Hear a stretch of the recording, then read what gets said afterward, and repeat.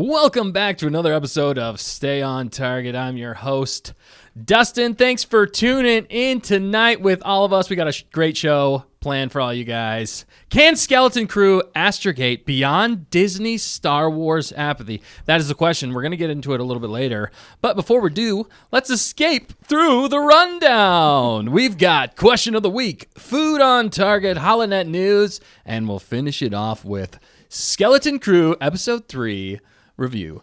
So let's say ahoy to the crew. First up, we have my friends next to me. We have basically Christmas Vades. What's up, Christmas Vades? Aww. Hey, buddy. Yes, I love your heavy breathing. Kind of creepy.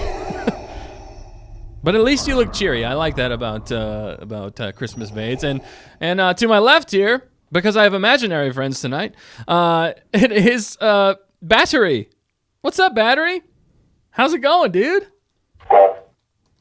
Yeah, I love when you say the way you say that every time. Amazing. Chef's kiss. It's Pirate Gonk, really. It's Pirate Battery. Some call him Barry, but we call him Battery here. We call him Barry sometimes. We call him Gonk. He's the Gonk. Actually, there's a fun little Easter egg. Ooh. We'll talk about it later. And next up, you know him, you love him.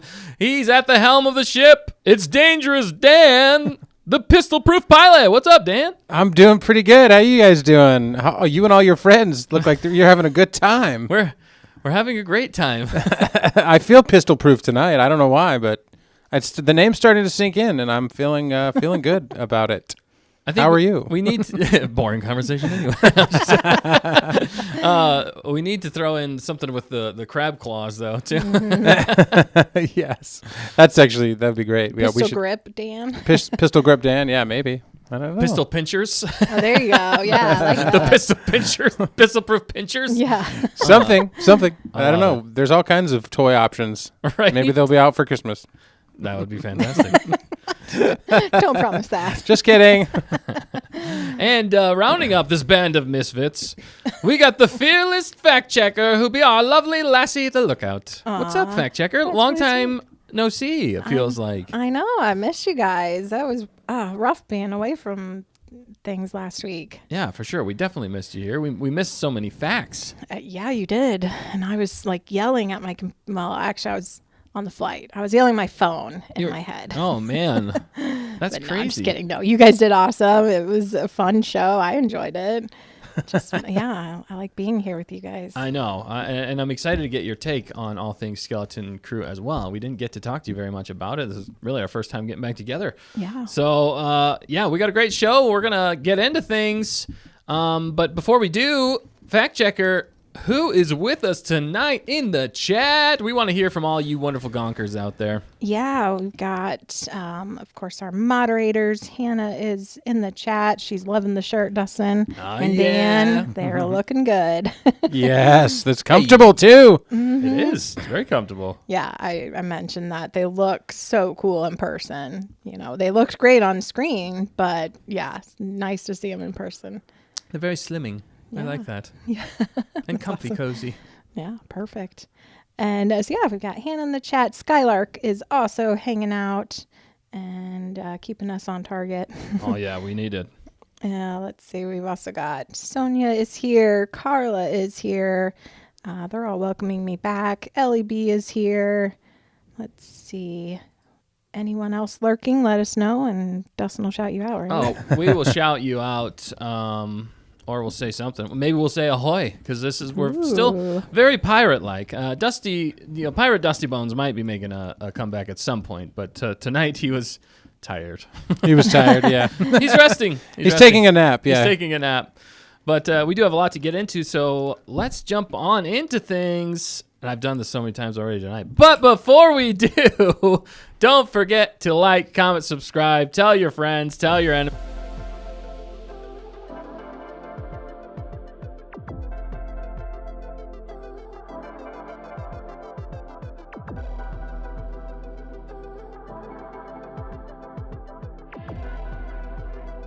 That's right. Extra butter. Nice. I like that. Extra popcorn with extra butter. Yeah, there you go. In case they forget, we'll send them back to here.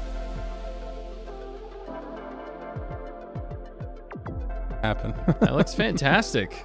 I like how you did that. It's a nice channel too.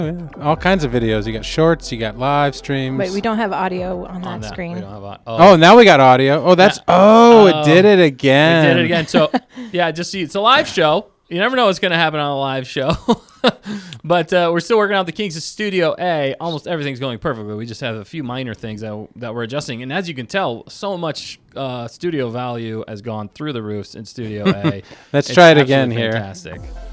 Got to show them the there subscribe. We go. Now they can hear. So now you can like, see it. Comment, subscribe. Yes. Tell your friends. Tell your enemies. Tell your frenemies about us. Help us to grow this wonderful community together. Perfect. Because with all of us together, we make Star Wars. Butter, baby. Figuring it out. Yeah. No, take two. I don't know how much they heard the first time. So. They didn't hear any of it, probably. Yeah, that's fine. Well, now you got it. All right. Well, let's jump into question of the week. Can you speak Bocce? Of course I can, sir. It's like a second language to me. I'm a All right, shut up. I'll take this. Shut up, sir. Luke!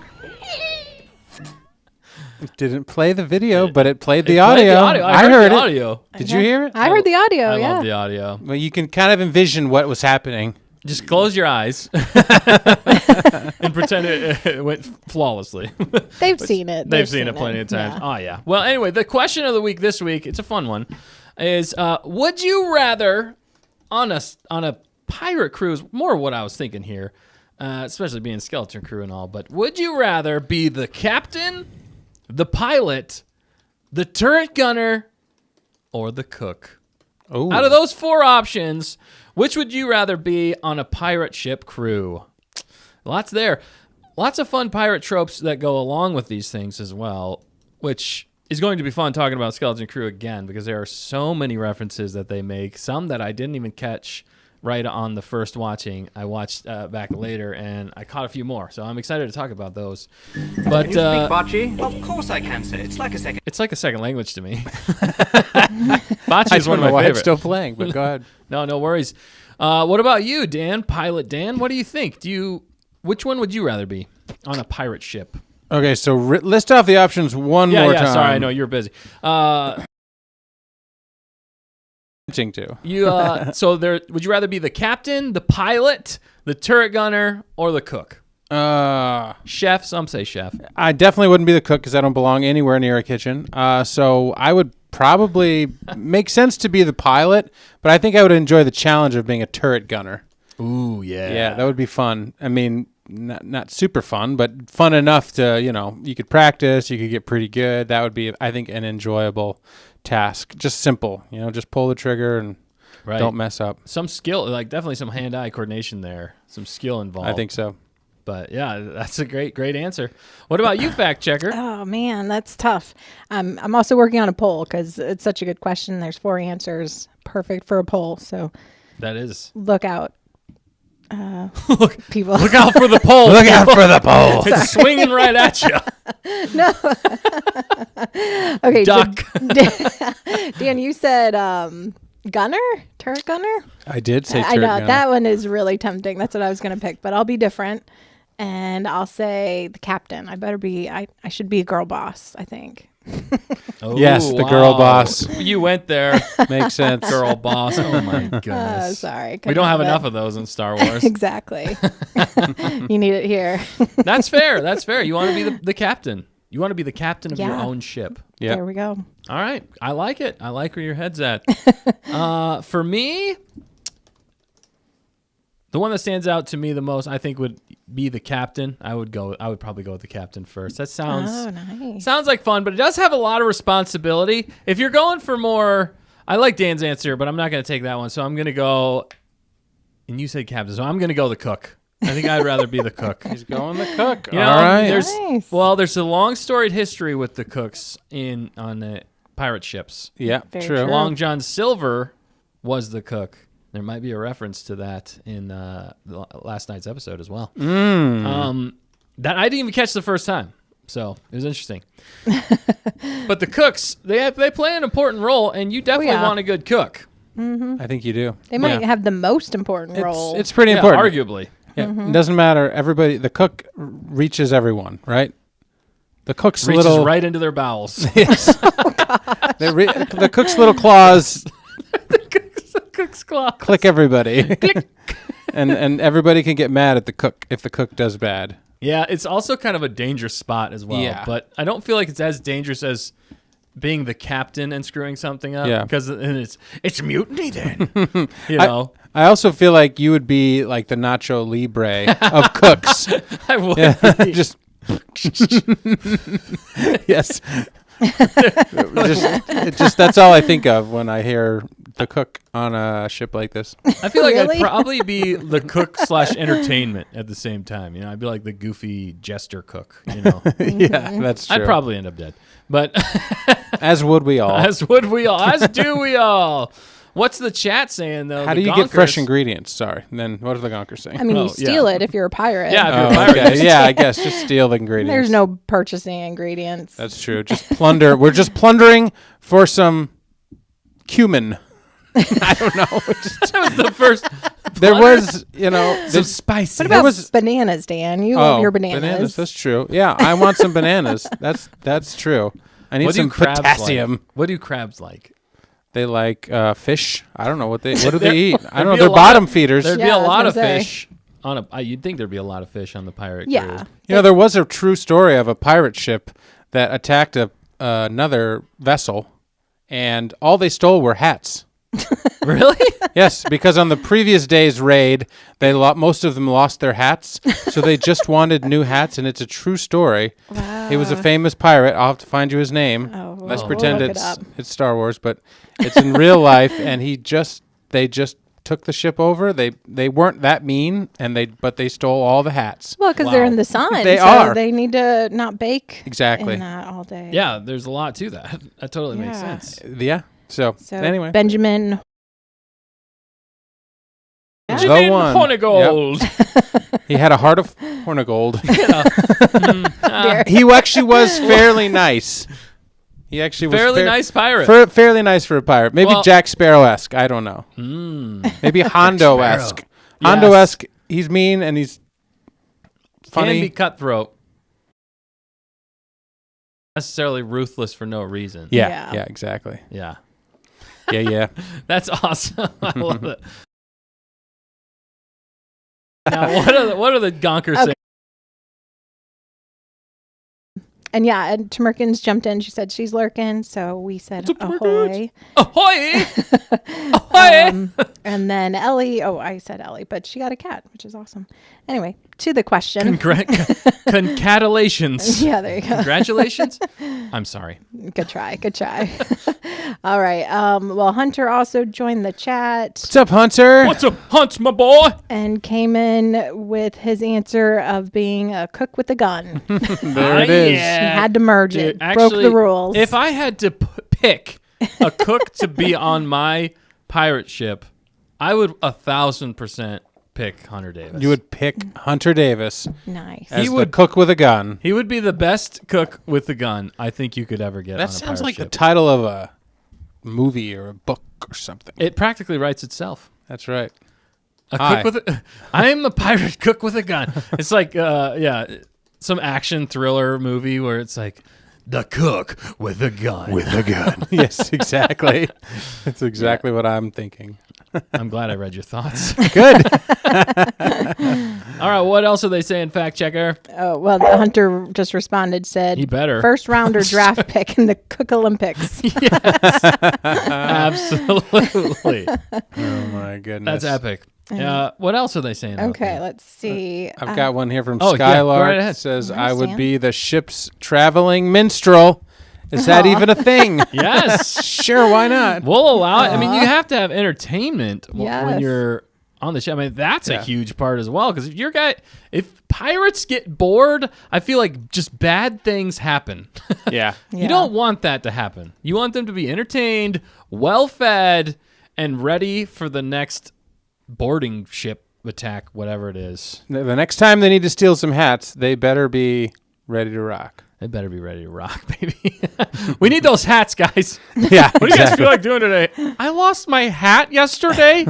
Is there any way I could get a new hat? They're like, that guy? what fact checker? Sorry, I was go going to ahead. say, it does look like Battery stole your hat, but Battery did steal my hat. Yeah. but it's I'll allow it. It looks good. No, he's still Pirate Dusty Bones. Everybody Oh, actually sorry. at this table is wearing hats tonight. Wow. We're all wearing hats. That's cool. Well, you too, we did have a Dan. pirate raid Even right me. before this, and we got all of these You hats. finally got our hats back. That's right. It was the most important thing for sure. Twas the most important thing. If I think some of the audio was muting again randomly. So, but I'm watching it like a hawk. Yeah, let us know if you guys notice anything. If something is silent, let me know because there's sneaky things happening here. But it's okay. We're figuring it out. Well, we're trying a new program. That's kind of the thing. So it's working pretty dang good for the most part. But with changing anything up that you're not used to and learning, there's going to be a few hiccups. And it's a live show. You never know what's going to happen. Yeah. Who said that last week? I love the fact that In the chat. Was in that the chat- I Tmerkins think or it was- KG or yeah, someone? somebody was like, I actually say that now when things don't yeah. go. Yes. I know. I love it. Yeah. There was that made me so happy. That was your goal of That the was show. just my goal of the show, was just someone to repeat one of our silly phrases to their friends or somebody else. That's right. That's Well, To right. accomplish the goal. I know. I struggle with Delete it. channel. Oh, no. I'm kidding. At work sometimes I want to say we got to stay on target, but it doesn't. They don't get it. All the context. They don't so get it. I think it in my head, but I don't always say it.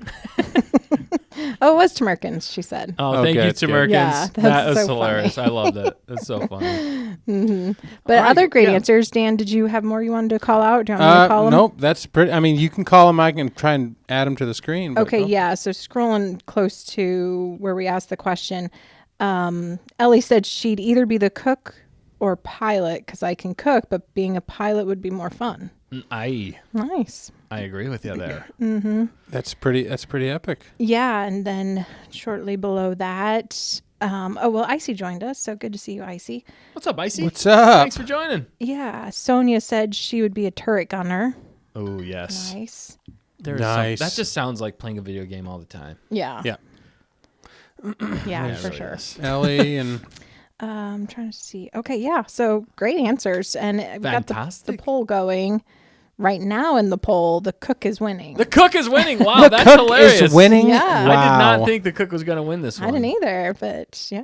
cool Wow. stuff. We need more votes for the turret gunner. I Yeah, know. well- I thought, Dan, you were going to say pilot, so then I'm like, Yeah. sweet, I got turret gunner. That but would have made sense. You threw me that would off. have made sense. But He threw us all off. just when you think these crab claws will come a clicking, They jump up and pinch you right in the they'll behind. pinch you right when you Oh, least yeah. expect it. So, my goodness. Oh dear. Oh man, your Good claws, stuff. they got me. But speaking of cooks and In the kitchen. in the kitchen with Dinah, is that the thing? I don't know why my memory. Someone's in the kitchen with Yeah, Dinah. you're right. got- Wow. Wow. Anyway, Kirsten Allen jumped in as well. what's up, Yeah. Kirsten? Thanks for joining. Oh, so did Zarhamoto. She said, Zarhimoto. I said gunner, but cook is probably what I'd be best at. Aw. Right. There you go. There you Gunner- go.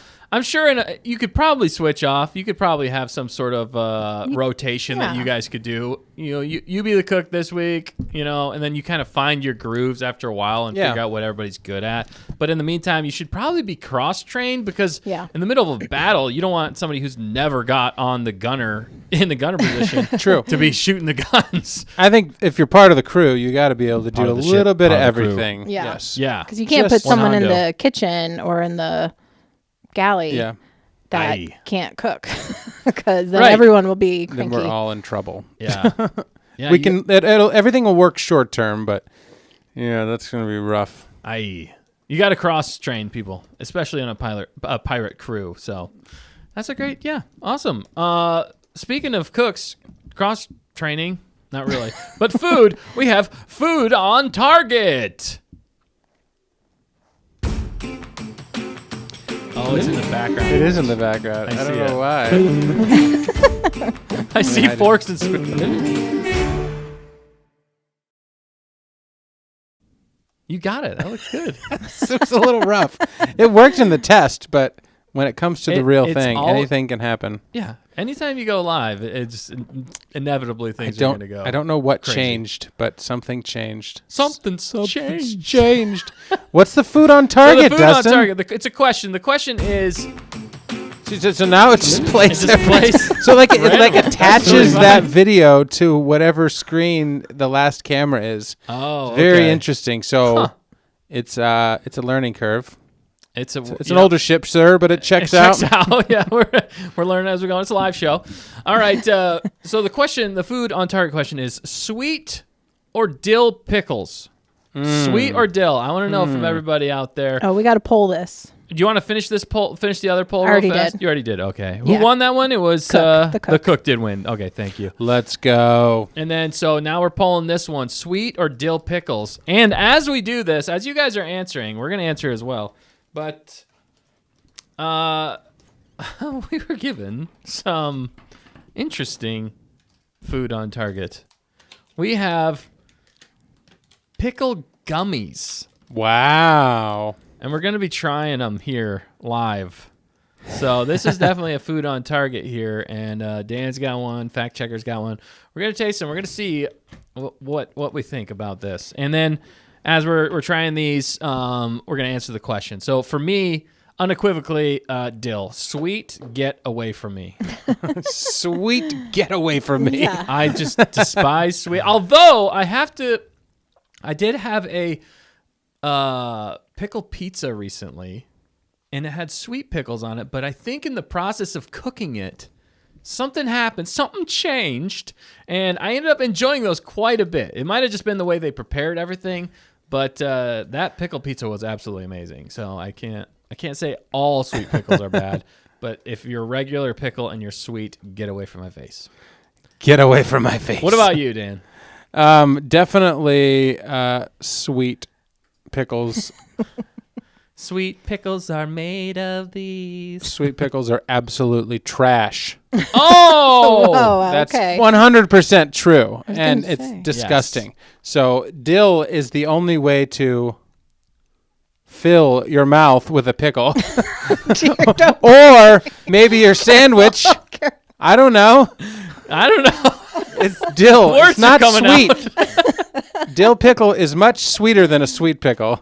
Sweet pickles are vomit. Yeah, I completely agree with That's you. G-rated. Yeah.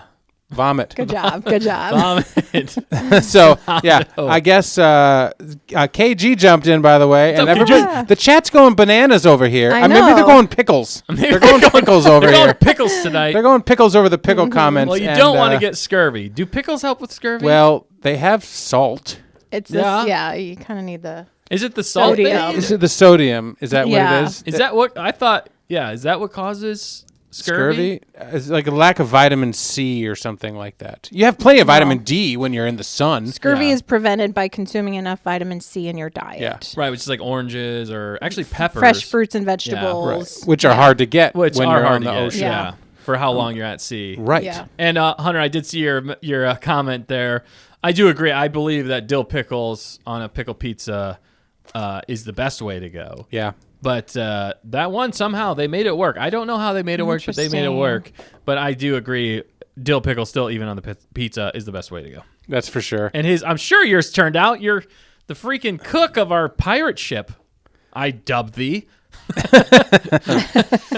All right, what about you, Fact Checker, though? What are you going with? You going with dill or sweet? Yeah, I'm not a huge pickle person, so Get out. Oh, I'm dear. sorry. I'm just kidding. Sorry, I'm kidding. I shouldn't start with that, but That's a fair. dill, because sweet just This is a big dill. yeah, This is a really big deal. Oh, man. yeah. Sweet, it's just weird. No, I don't get it. Yeah. No, but pickles, like I want it on my burger. I need it. I need the pickle with like some meat to balance Yeah. it out. Otherwise, I don't know. It's just You don't like pickles on their own? no. I mean, very rarely. Rarely. Rarely. Yeah. What about deep fried pickles? Because that is one of my favorite things ever to consume. If they're like the small little slices. You prefer the chips Yeah. version of Yes. Yeah, because then it's deep-fried not pickles? overwhelming. You like the ratio of that better. That is better. The spears, I like those, too especially if much. you have something to dip in, though. You dip it in stuff. Well, like sometimes you do like a Southwestern ranch or something like that with deep fried pickles. Chef's Interesting. keys. Absolutely delicious. Wow. My wife and I, almost every time we go out anywhere new, we look for deep fried pickles. It's definitely unhealthy, and we don't go out very much, so that's why we do it. But it's kind of one of our things. But what was I going to say? We got to try these pickles, guys. So You got some funny comments. I feel like you're reading comments. Sorry, that one. You guys are like, I'm not reading the comments. It's fun. It's hilarious. There's You got to try it. I already did. Oh, you already did. Well, I thought we were supposed to do it right away. well, KG said, Oh, "Do you sorry. like sweet relish and deviled angeled eggs?" No. That's what's in them, apparently. Well, I don't have. I don't put that in angeled eggs. It's just eggs and mustard and mayonnaise. Well, maybe hers are fancy. They Yeah, must be. that's what I'm Hers saying. are gourmet. They're We're gonna have to gourmet. try that They now. might. Ooh. Oh, okay. Definitely might be dill, a Christmas says Carla. Yes. specialty. Christmas special. You know, deep fried pickles are absolutely slapping. That's for sure, says Hunter Yeah. Davis. I agree with you there. That's why he's the cook. They're of not all deep cooks. fried sweet pickles. They're not. They are not. They're Because that dill. would be horrendous. That would be, yeah. Something sweet belongs on the dessert table.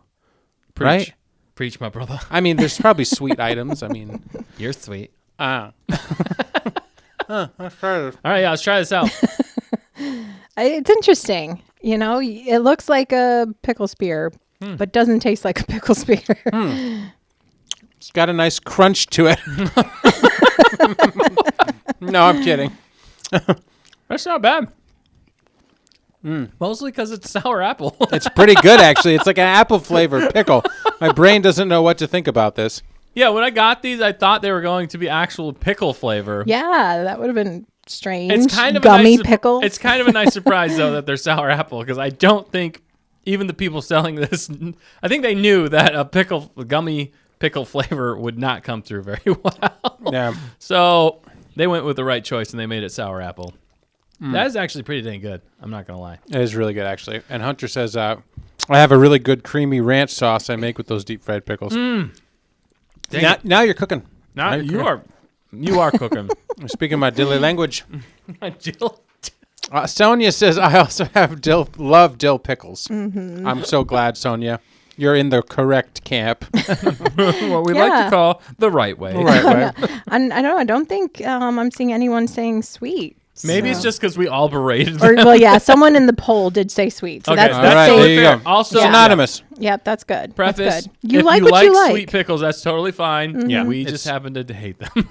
We just happen to hate them. Yeah, Oh, but we don't hate you. We just don't like the sweet pickles. But if you like the sweet pickles, we're glad because then we don't have to eat them, yeah, yeah. That's true. and you can. I That's the know. great thing about this. I need to invite more people over to my house that enjoy like sweet pickles because I have them You have for some, yeah. those select people that do like them. But Yes. they They just Probably sit look there. good on like a tray of food or something. Maybe. You know, Yeah, the charcuteries. yeah.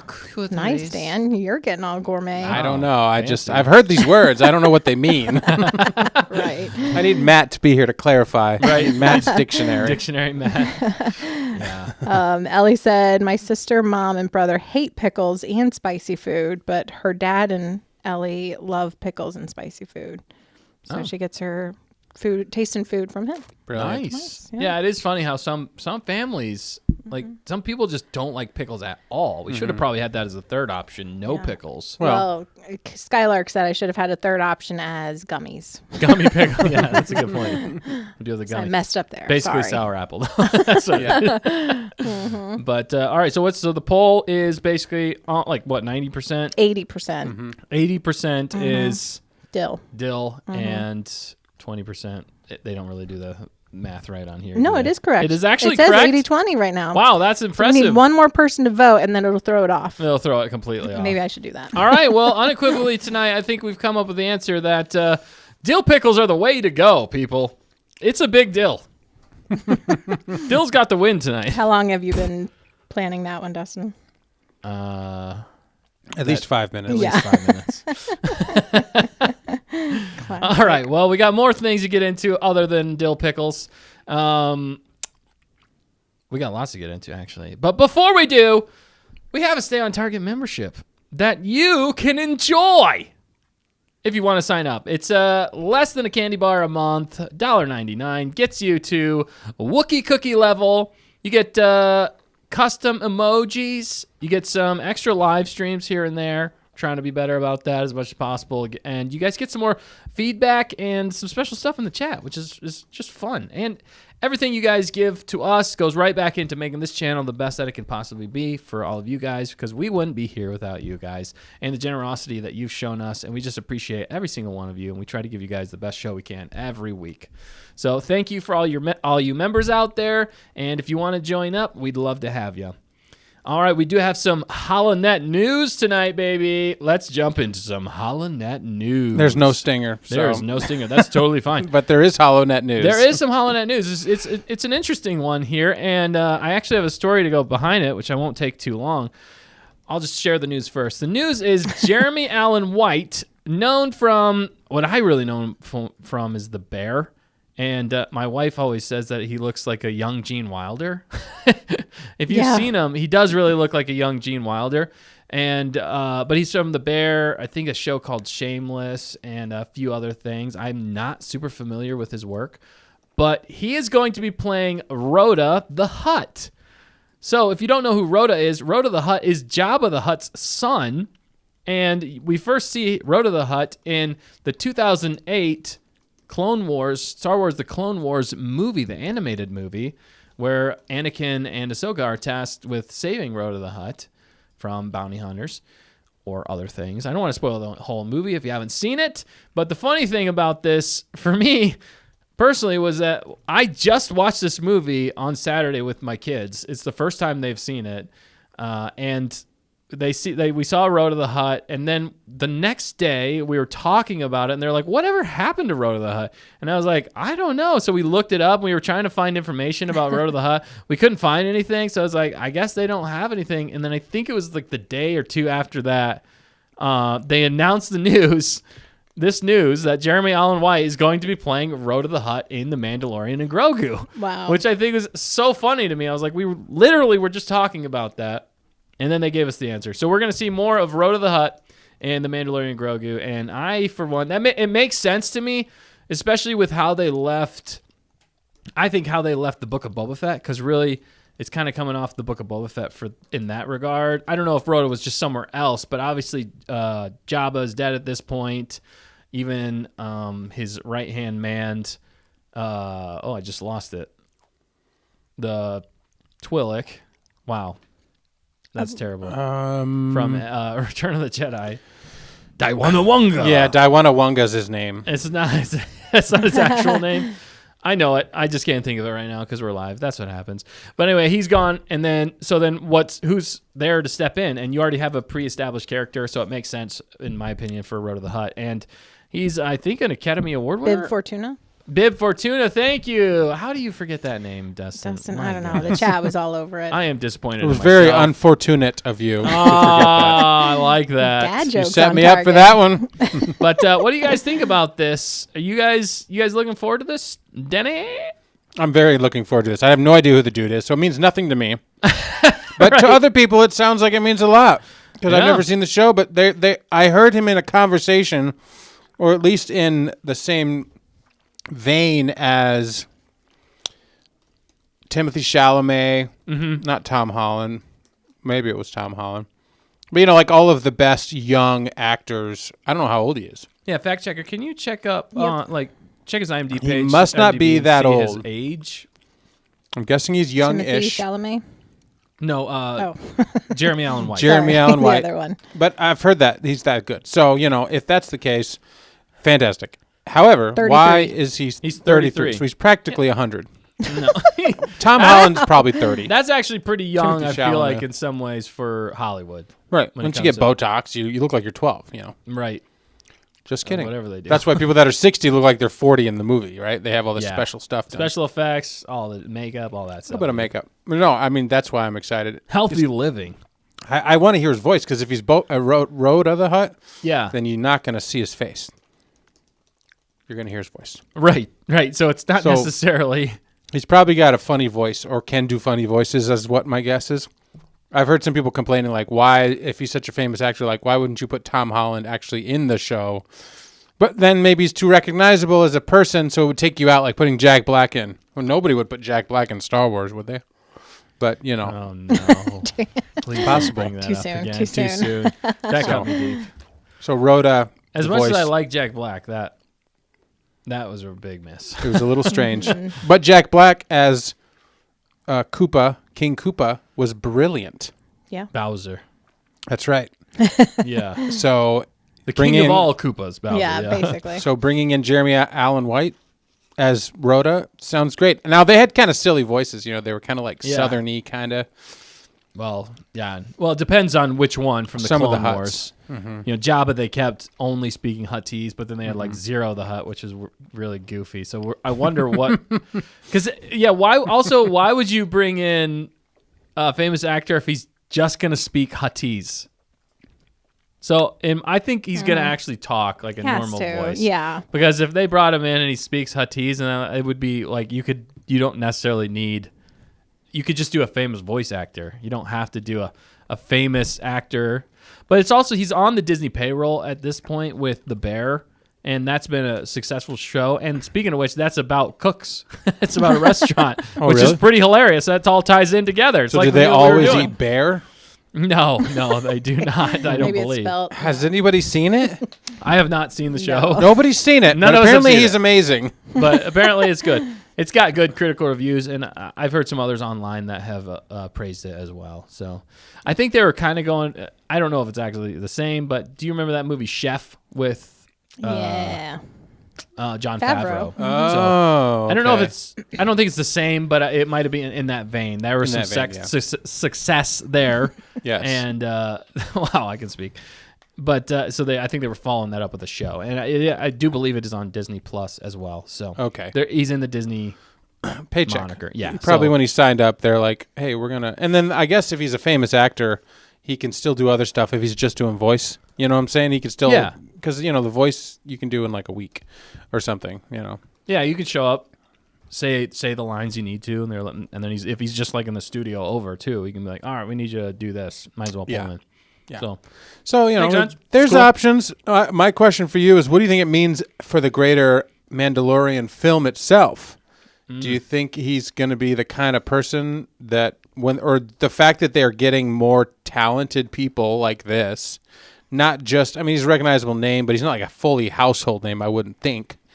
You know, is that Right. Is that cool? That's cool for such a kind of a small role. Or we didn't know the Hutts were even in this thing. Now we know that the Road to the Hutt is in it supposedly. So yeah, I'd almost what does say, it mean? I almost say that that's the more interesting news is the fact that we're getting a Hutt back into Star Wars, and we don't know what did he follow in his father's footsteps? Is he, maybe he's not even, maybe he's a politician. He could have gone a totally different path. Now, if I were a betting man, I'd probably go with he's going to be a gangster. He came up, and he's trying to make a name for himself, and he's the obvious successor to his father, Jabba. And I think they're probably going to be setting him up as a gangster in the Outer Rim. That is where the Mandalorian and Grogu are going to be operating, and probably coming across him to do some sort of deal, or maybe they're doing some bounties for him. But I like it for the fact that I thought Jabba the Hutt was a interesting character in the original trilogy, for him being like a alien gangster, and how a lot of people ran with that lore in the books and everything like that. So I'm excited about getting hopefully a menacing Hutt that is the gangster, getting to some gangster type stuff, because they didn't really do that very much in the Book of Boba Fett. That's what we thought Book of Boba Fett was going to be more like. We didn't get that hardly at all, and I think that's the perfect way to go, especially now during Skeleton Crew. We're getting the pirate side. Why not go with the gangster side in The Mandalorian Grogu? And then you could probably cross those elements together. I think it all works together. You got Thrawn there too. So is Thrawn playing the gangsters versus the pirates? Is he working in the Outer Rim to kind of build things up around to attack the New Republic? There's so many different ways they could go with this. And I'm excited to see a Hutt on screen again in Star Wars, and hopefully him be menacing. But they might go a totally different direction. I just like that they're continuing that storyline though too. That's a fun element that we saw him when he was a baby, Yeah. and now we're gonna see him as probably more grown up. I don't know how fast they age though. I think they're similar to like a Grogu situation. Oh wow. So there might be a kindred spirit there even. Interesting. So I don't know. It's interesting stuff. I mean, the fact that you said menacing, I want a Menace the Hutt now. Menace the Hutt. Dennis the Menace the Hutt. he might only be a kid's age. He might be like a smaller one. He might be, yeah. And he's like he befriends Grogu. Right. And they're friends for forever because they live forever. Who's the guy that does the voice of K2SO? Yeah, Alan Alan Tudyk. Tudyk. Yeah. Yeah, so he's got Alan in his name, right? Yeah, Yeah. Jeremy Allen White. And Yep. he's got, it's I just, think I don't about know. Maybe this guy's like the next Alan Tudyk. Maybe he's going to be the best voice actor on top of being a good actor. You know what I Right. mean? So, yeah. From what I've seen of him and any clips I've seen of him, he doesn't come across to me as like a comedic actor. He's definitely more serious from what I've seen. And that's why I think they are actually going to go the gangster route with him, because of the way his demeanor is. He's kind of more like Like a bear. I don't think so. I don't really know what the name of that show means. I haven't seen it, so I don't think it actually has much to do with bears. The chat tried to help us out. Did they? Oh, the chat's always trying to help us Well, out. we had... Thanks, chat. Yep, we had Gonkers. Gonkers. We had somebody say, "KG, I've heard you either love or hate the bear." Okay. Then we had Kirsten say, "My brother wrote an essay on it and loved it for his film class. He loved it. That's all I know about it." Okay. Zarhimoto, we tried watching The Bear, but it was too depressing. Maybe if we get past the first episode. So that maybe tells you, like you said, Right. he's maybe more of a dramatic, serious actor, and so yeah, a legit scary Hutt. You know, we love to read into these castings. We go because really. Oh. That's what's fun about it. Yeah. If the movie is good, we like to not speculate. We like to. Is that speculation? That is speculation. Oh, Yeah. okay. And we like to just figure it out ahead of time, so we don't have any surprises when we go into the show. And then we're surprised when they Like, go a totally different direction. He was a funny Hutt. He was a funny Zero the the whole Hutts. time. The way he played in The Bear, and he was so dramatic, and now he's so funny. I know. Well, not that actors have to be typecast into one situation. They can do different things. But Yeah. I don't know. It's Hollywood. You never know. But anyway, that's some fun. Ask Frodo about that one. Yeah. But that's a fun bit of news that we had. There was some other news that just dropped today. Not super crazy. We'll just rapid fire through quick, this yeah. one. But we did find out that Ahsoka Season 2, which is still happening, is starting filming in April. So that's sooner than what people said. They said at least earlier projections, I think from one of the actresses, the girl who played Sabine, I think, said that they were going to film in summer. Oh, okay. So they are filming a little bit sooner. Not sure if that's good or bad, but they are also filming in the UK.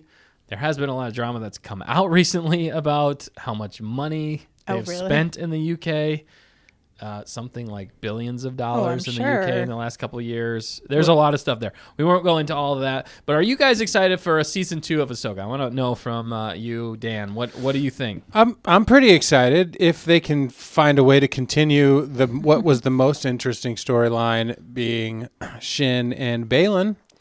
Now, the fact that Baylan is no longer with us physically makes me a little bit nervous. But Shin and Baylan were the absolute best parts of Ahsoka, and really the only part of the story that I truly cared about, because they didn't seem to do, for me, the Rebels crew justice like I wanted it. So, Right. and I haven't really had much desire to go back and see any of it. But Baylan and Shin seem very mysterious. There's more going on there. So if they can expand on those two, then, yeah, interesting. Obviously for the greater Star Wars universe, if Thrawn's involved, maybe that will lead into the Mandalorian movie. Obviously, that's probably going to come out afterwards. So, it's an interesting, fun thing. But they really need to step it up to get us more excited about it. This is the second piece of the demise of what Star Wars used to be when it came to high quality stuff. Right. In my opinion, the second piece, probably like the fourth piece. But there was a lot of high hopes on Ahsoka, and they did not deliver the quality Not even like Skeleton Crew, like we're going to talk about. Yeah. You know, it's not even in that same vein. So It's not. I completely agree with you. Before I get my thoughts, though, fact checker, are you excited about this news of Ahsoka 2? Yeah. Season 2 coming out. Yeah, What do you think? I agree. Well, KG said it in the chat. She said, Ahsoka's not my favorite, but I'm always ready for new Star Wars. And yeah, I'm in the same boat for sure. I hope that they will improve on what they delivered in the first season. And Right. I listened to just a quick snippet of Dave Filoni this morning talking about he's still writing the show and he's, still very much in it. Which was cool. He said he's the only writer too. So I know Makes that me a can little be. nervous. I know it can be nerve wracking. That actually made me more nervous than anything that you just said that. Oh no, shoot! But we know he listens to people, and whatever he was saying, it made me feel like he did hear some of the fan feedback. Okay. So, fingers crossed. Yeah, I agree. I'm excited. No, I agree. I'm not as excited for this, to be honest, for how bad season 1 was for me. I'm hoping that it was a case of rushing, and they were also, I believe, filmed during the whole pandemic and stuff like that too. So I'm hoping a lot of it is just because they were trying to crank it out. They had a limited amount of time. It was difficult with the parameters, but unfortunately for me, it did not live up to Rebels at all. Those characters were terrible. There was like no character development. You didn't really understand the motivations between these characters. They did my boy Thrawn bad, man. That is egregious in my opinion. And they had so much potential for that show, and they squandered everything in it, what felt like filler or setup for season 2. I guess. And it basically made it null and void, in my opinion. Not really, but. And Yeah. the funny part, though, Dan, even you were talking about it, you were saying, yeah, I just hope they continue the most interesting part of Ahsoka, Balin, Skull, and Shin Hati, yeah. which I agree. That was the most interesting part, which is sad because you have so much time. Like I said, I just started my kids on the first Ahsoka, Clone Wars, 2008 movie, and they're now starting to love Ahsoka because they know we love Ahsoka. And that's one of my wife's favorite characters, and I believe she didn't even enjoy the show because they just didn't do Ahsoka right. They did not do. It didn't translate well enough into the live action. And like KG said, Ahsoka was a bit too smug for me in the live show. And I feel like that was kind of a thing. Like, if Ahsoka herself, she was very serious, more older, wiser, whatever, but not enough of the stuff that we wanted to see Are we buffering? from her. Is it just me?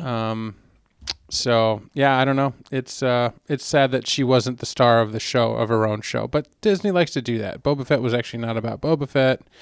Well, it kind of was. It was really upstaged by Mando. Mando in the final season was upstaged by Bo, which is fine, but yada yada yada. Kirsten Allen says Maroc.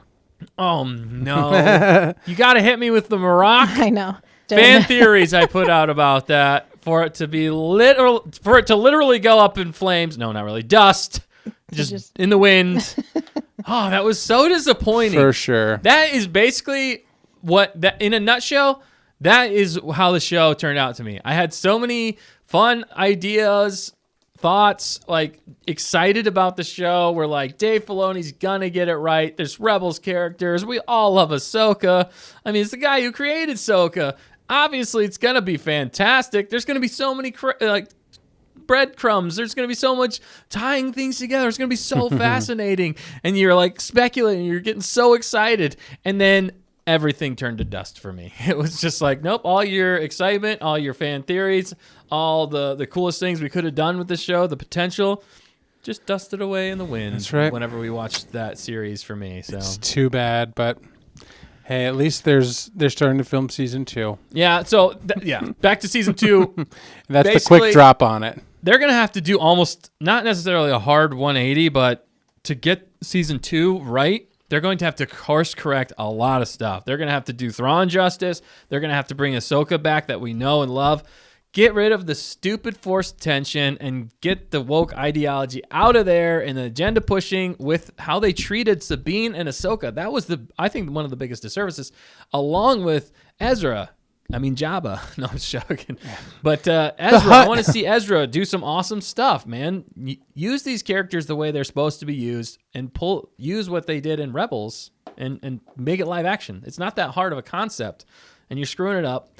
So they're gonna have to, in my opinion, I'm coming into this one with low expectations, hoping that they'll have listened enough and course corrected enough to make it a better show. I'm not really expecting the greatest from this because of how I was burned, but hopefully they'll give us enough nuggets and information, and they'll up the pacing too to keep it interesting. Or I don't know. They have a lot to do. The greatest thing they could have done. I know we got to move on. All that from the news that they're starting to film season 2 in the spring. Yeah, sorry, It reminds Dustin of all the things. It's like PTSD. Yeah, PTSD it is PTSD.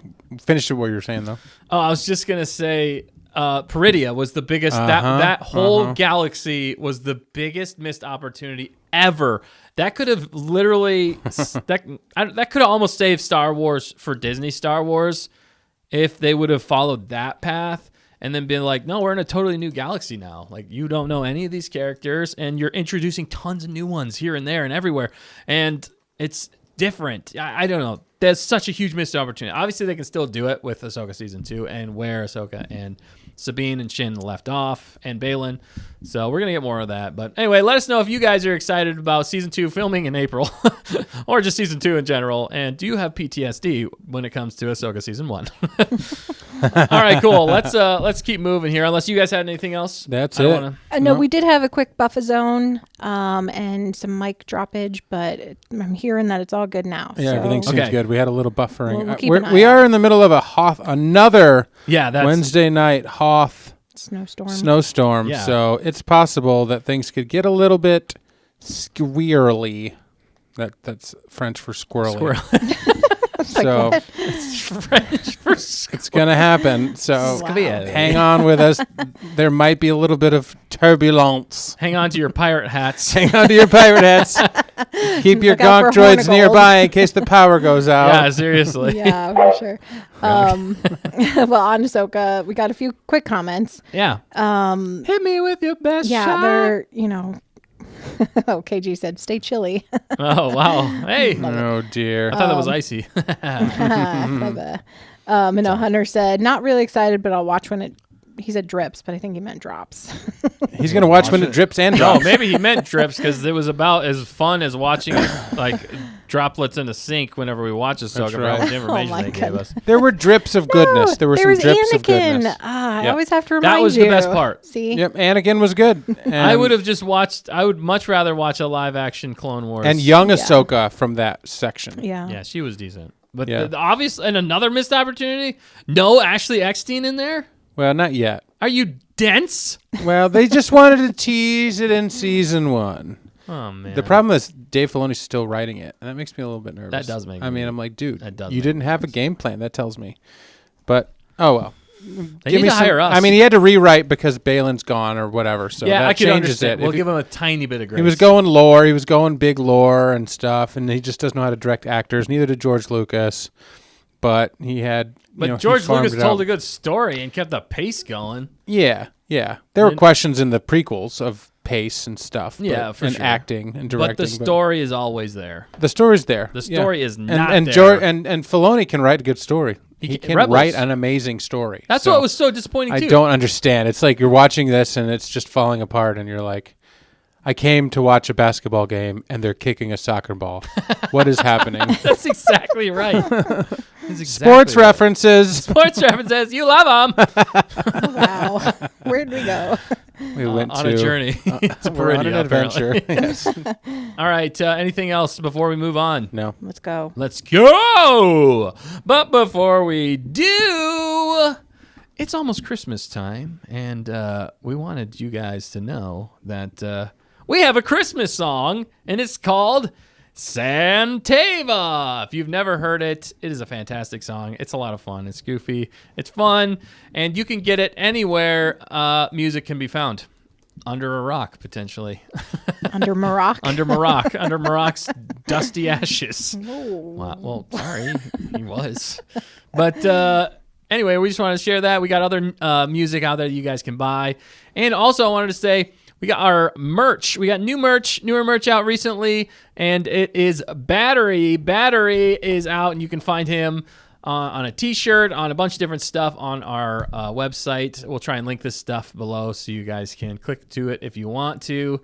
I don't know if you can get it in time for the holidays now, but you can try if you want. It's good stuff. Support Gonk. He needs power, and that's the best way you can power him, by wearing his merchandise. Battery. All right, cool. Well, let's get into the non-spoilers section of the show with Skeleton Crew, Season 1, Episode 3, titled, very interesting, as an Astro... Okay, they misspelled it. I just want to say this on... Did they really? They misspelled it on Disney+. I don't know if they've even corrected it at this point. Oh, Really? wow. But it's supposed to be Astrogatation. They spelled it Astrogratation. So that's why it's throwing me off here a little bit. But very interesting, as an astrogation problem. But they said astrogration problem, no. which is not right. I tried finding that word. I could not find it. And when I look at Astrogate, actually means to navigate among the stars or something close to that. Is it? I'm going to screenshot it if it'll let me, and then I'm going to show it on the screen. Yeah. I'm curious though, because you're absolutely right. It is spelled astrogration. On the actual On Disney Plus. Which I was like, you got to be kidding me right now. And the title of ours was spelled what we like to call the right way. It's Can Skeleton Crew Astrogate Beyond Disney Star Wars Apathy. So that we're going to be talking about that. But let's jump into... Or did you want to show that, Dan? Or I know you're working on it. Let me pull it up. I got it working right on here. it. Let's see if I can show it. Yeah, so we're not spoiling And, anything yet. So don't spoil anything in the... There it is. There right it is. Astrogration. Astrogration, and they Wow. haven't fixed it yet. That's Unless they're saying like, oh, that's the Star Wars way. Right. You can still It's see not my hands. astrogation. You look like an owl, Dustin. Or a crab. Or a crab. This is what I look like now. Okay. 40 minutes. Yeah, so Oh, they're saying buffer zone again. But Yeah. it's the snowstorm. It's the snow. It's Hoth, the baby. Hothnian prime snowstorm. Hothnian Prime. It is yelling at me to maintain a thing, so I'm not sure exactly. But Okay. Yeah, it's probably the... hang with us for the buffer. It's a live Hopefully, show. it'll smooth out, but It will. It always if does. not, we'll just be back in a minute, and we'll hit the be back in a minute screen. Well, speaking of buffer, I do see that. okay. Buffa Hunter Davis sent us a super chat for $9.99. Buffa cash is what he said. What's up? Thanks, Hunter. Thanks, Hunter Davis. You are the We man. need all the buffa help we can get. We do. We do. We absolutely do. Because you never know when the buff is going to strike again. When the buffa's going to strike again. Strike again.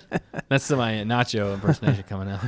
Awesome. But yeah, so let's jump into the non-spoilers here. Non-spoilers is always tricky for us to do because we don't want to spoil anything and get to it. But we're going to rapid fire through these. I wrote down, I'm just going to give you guys, I wrote down a bunch of stuff. I'm just going to rapid fire through it, and then you guys, we can talk about it right after non-spoilers. Don't spoil anything in the chat. So I said I had things to say.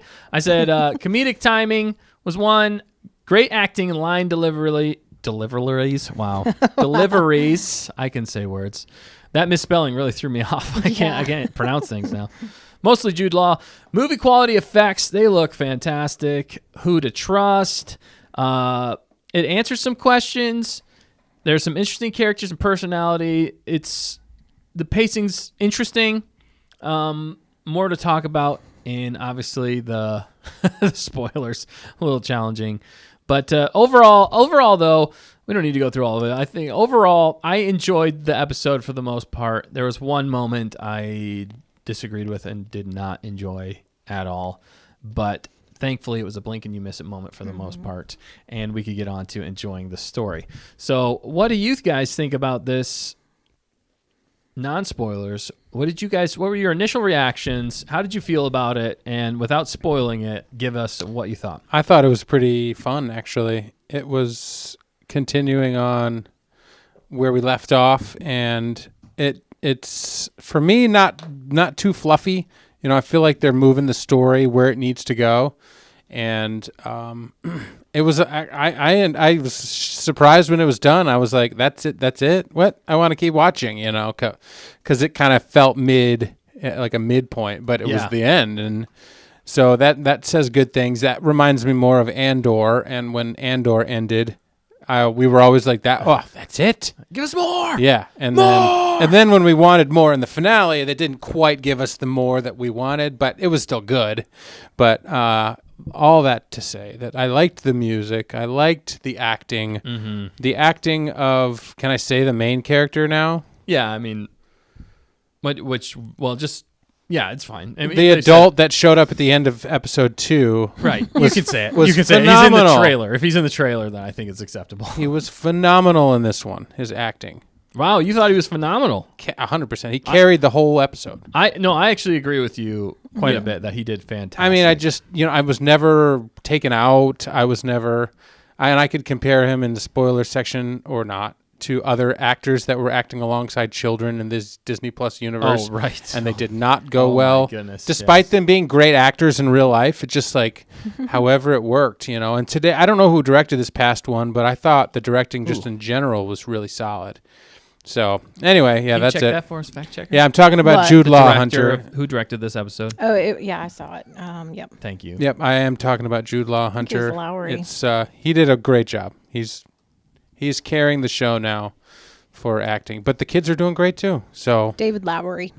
So Lowry did it. Okay, he did that makes episode sense. 2 and 3. Okay, that makes And sense. Lowry, he's done some stuff in the past as well, and I think he previously worked with Jude Law on Yes, he did. another Oh, that pirate sounds movie. familiar. And episode 2, I didn't think the acting was phenomenal. I felt like this one though was a different level because Jude Law. Jude Law's in it. That's a great point. Yeah, I It's agree. like he leveled up, you know, the show, which was already solid, to another level. yeah. You know, kind of like when Andor was happening, everybody was doing a good job, and all of a sudden, Stellan Skarsgård, I think it is, right? Is it Or Stellan? or One the- of the Skarsgård. one of the The Skarsgård- dad Skarsgård. Yeah. Dad Skarsgård. When he came in, he elevated it again, you know, and there's Yes. various actors that anchor the show. Of course, Jude Law is the main protagonist, I think, or something. Jadnana Wood. Yeah. It's a weird Jadnana Wood. Yeah. Yeah. Is I'm his sure name. just like Aten. Yeah, I know. It's like, who came up with we these like names? alliterations here in Star We do. Wars. So, yeah. Those are great points. And I think even piggybacking off your point there, Dan, a lot of it seems to be the directors involved. Because we're getting these shows that have seasoned directors like Jon Favreau, who's made hits when it comes to movies, who did The Mandalorian and Grogu, and knows how to direct good storytelling, but also knows how to direct actors, keep the pacing, all these things that are, I think, really showing. But the shows that really lack, which is funny, was, I mean, Book of Boba Fett, not a super hit, director. It was Robert Rodriguez. I know he's done some, right? I think is who did Book of Boba Fett. I know he's had some hits, but more childish ones, I feel like. So that one did not pan out. Then you also had Obi-Wan, which was a train wreck, and that was by, again, not a very seasoned director. I think they're just given more than what they can handle, a lot of these directors. And then obviously one of the worst is Acolyte. Definitely huge difference in directing there. So then we get these directors that are, super, super good directors who did big hits like the Spider-Man series, basically the Marvel Spider-Man, and it is really showing through on how they can accentuate and help, I think, that all the actors get to their next level and give peak performances during the show. So I think a lot of this is coming down to who's directing. Oh, and I forgot to mention Ahsoka. Ahsoka was also Dave Filoni, not an experienced actor's director when it comes to live action. And I think that really showed through. So they're testing the waters with certain things, but I think they need to figure out this formula. You need to get the right people in the right place. That's why I think Dave Filoni works best either in animation or he's the guy on the side making sure that all the Star Wars lore and things line up in that regard and help with the story, but he's not the one directing. He's kind of like the George Lucas, who is not the greatest actor's director. And when he handed it off to the guy that did Empire Strikes Back, it was a great thing. It was fantastic. Know your roles, know what you're good at, and you can still have input, but then you have somebody to bounce ideas off of who really knows how to make, who knows how to direct and pull the best performances and knows when things really should peak here or get low here. And I heard some people, and to your point, Dan, some people were saying that it was a little slow paced for them, almost fillery, but at least the way they did it in this kept things in motion. It wasn't just people standing around talking and exposition. It was at least like we're learning about these characters through some sort of exciting thing happening on screen or even funny moments. So I really enjoyed how they did it. It was a very fun episode. There's good action. And the acting, I think, that's probably the peak of this. That's probably the best element of this episode was the acting and the deliveries of all the lines. Yeah, the kids are even I'd say the kids actors in this are better than almost all the actors from The Acolyte. Sorry, that sounds rude, but that also again might be a directing issue there. So, but anyway, the scenes fact too. Checker, go. The scenes or the sets or whatever was all really well done, very believable. The locations were great and interesting. So, yeah.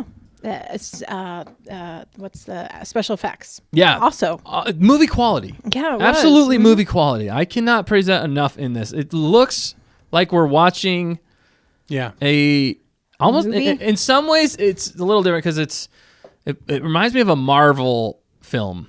Like a higher budget though. It reminds me of like a Guardians of the Galaxy is what I'm getting a lot. Or Guardians in of this. Gahul. Guardians of Gahul. Guardians of the No Gahul. spoilers, I mean, no you're right. spoilers. Yeah. Yeah.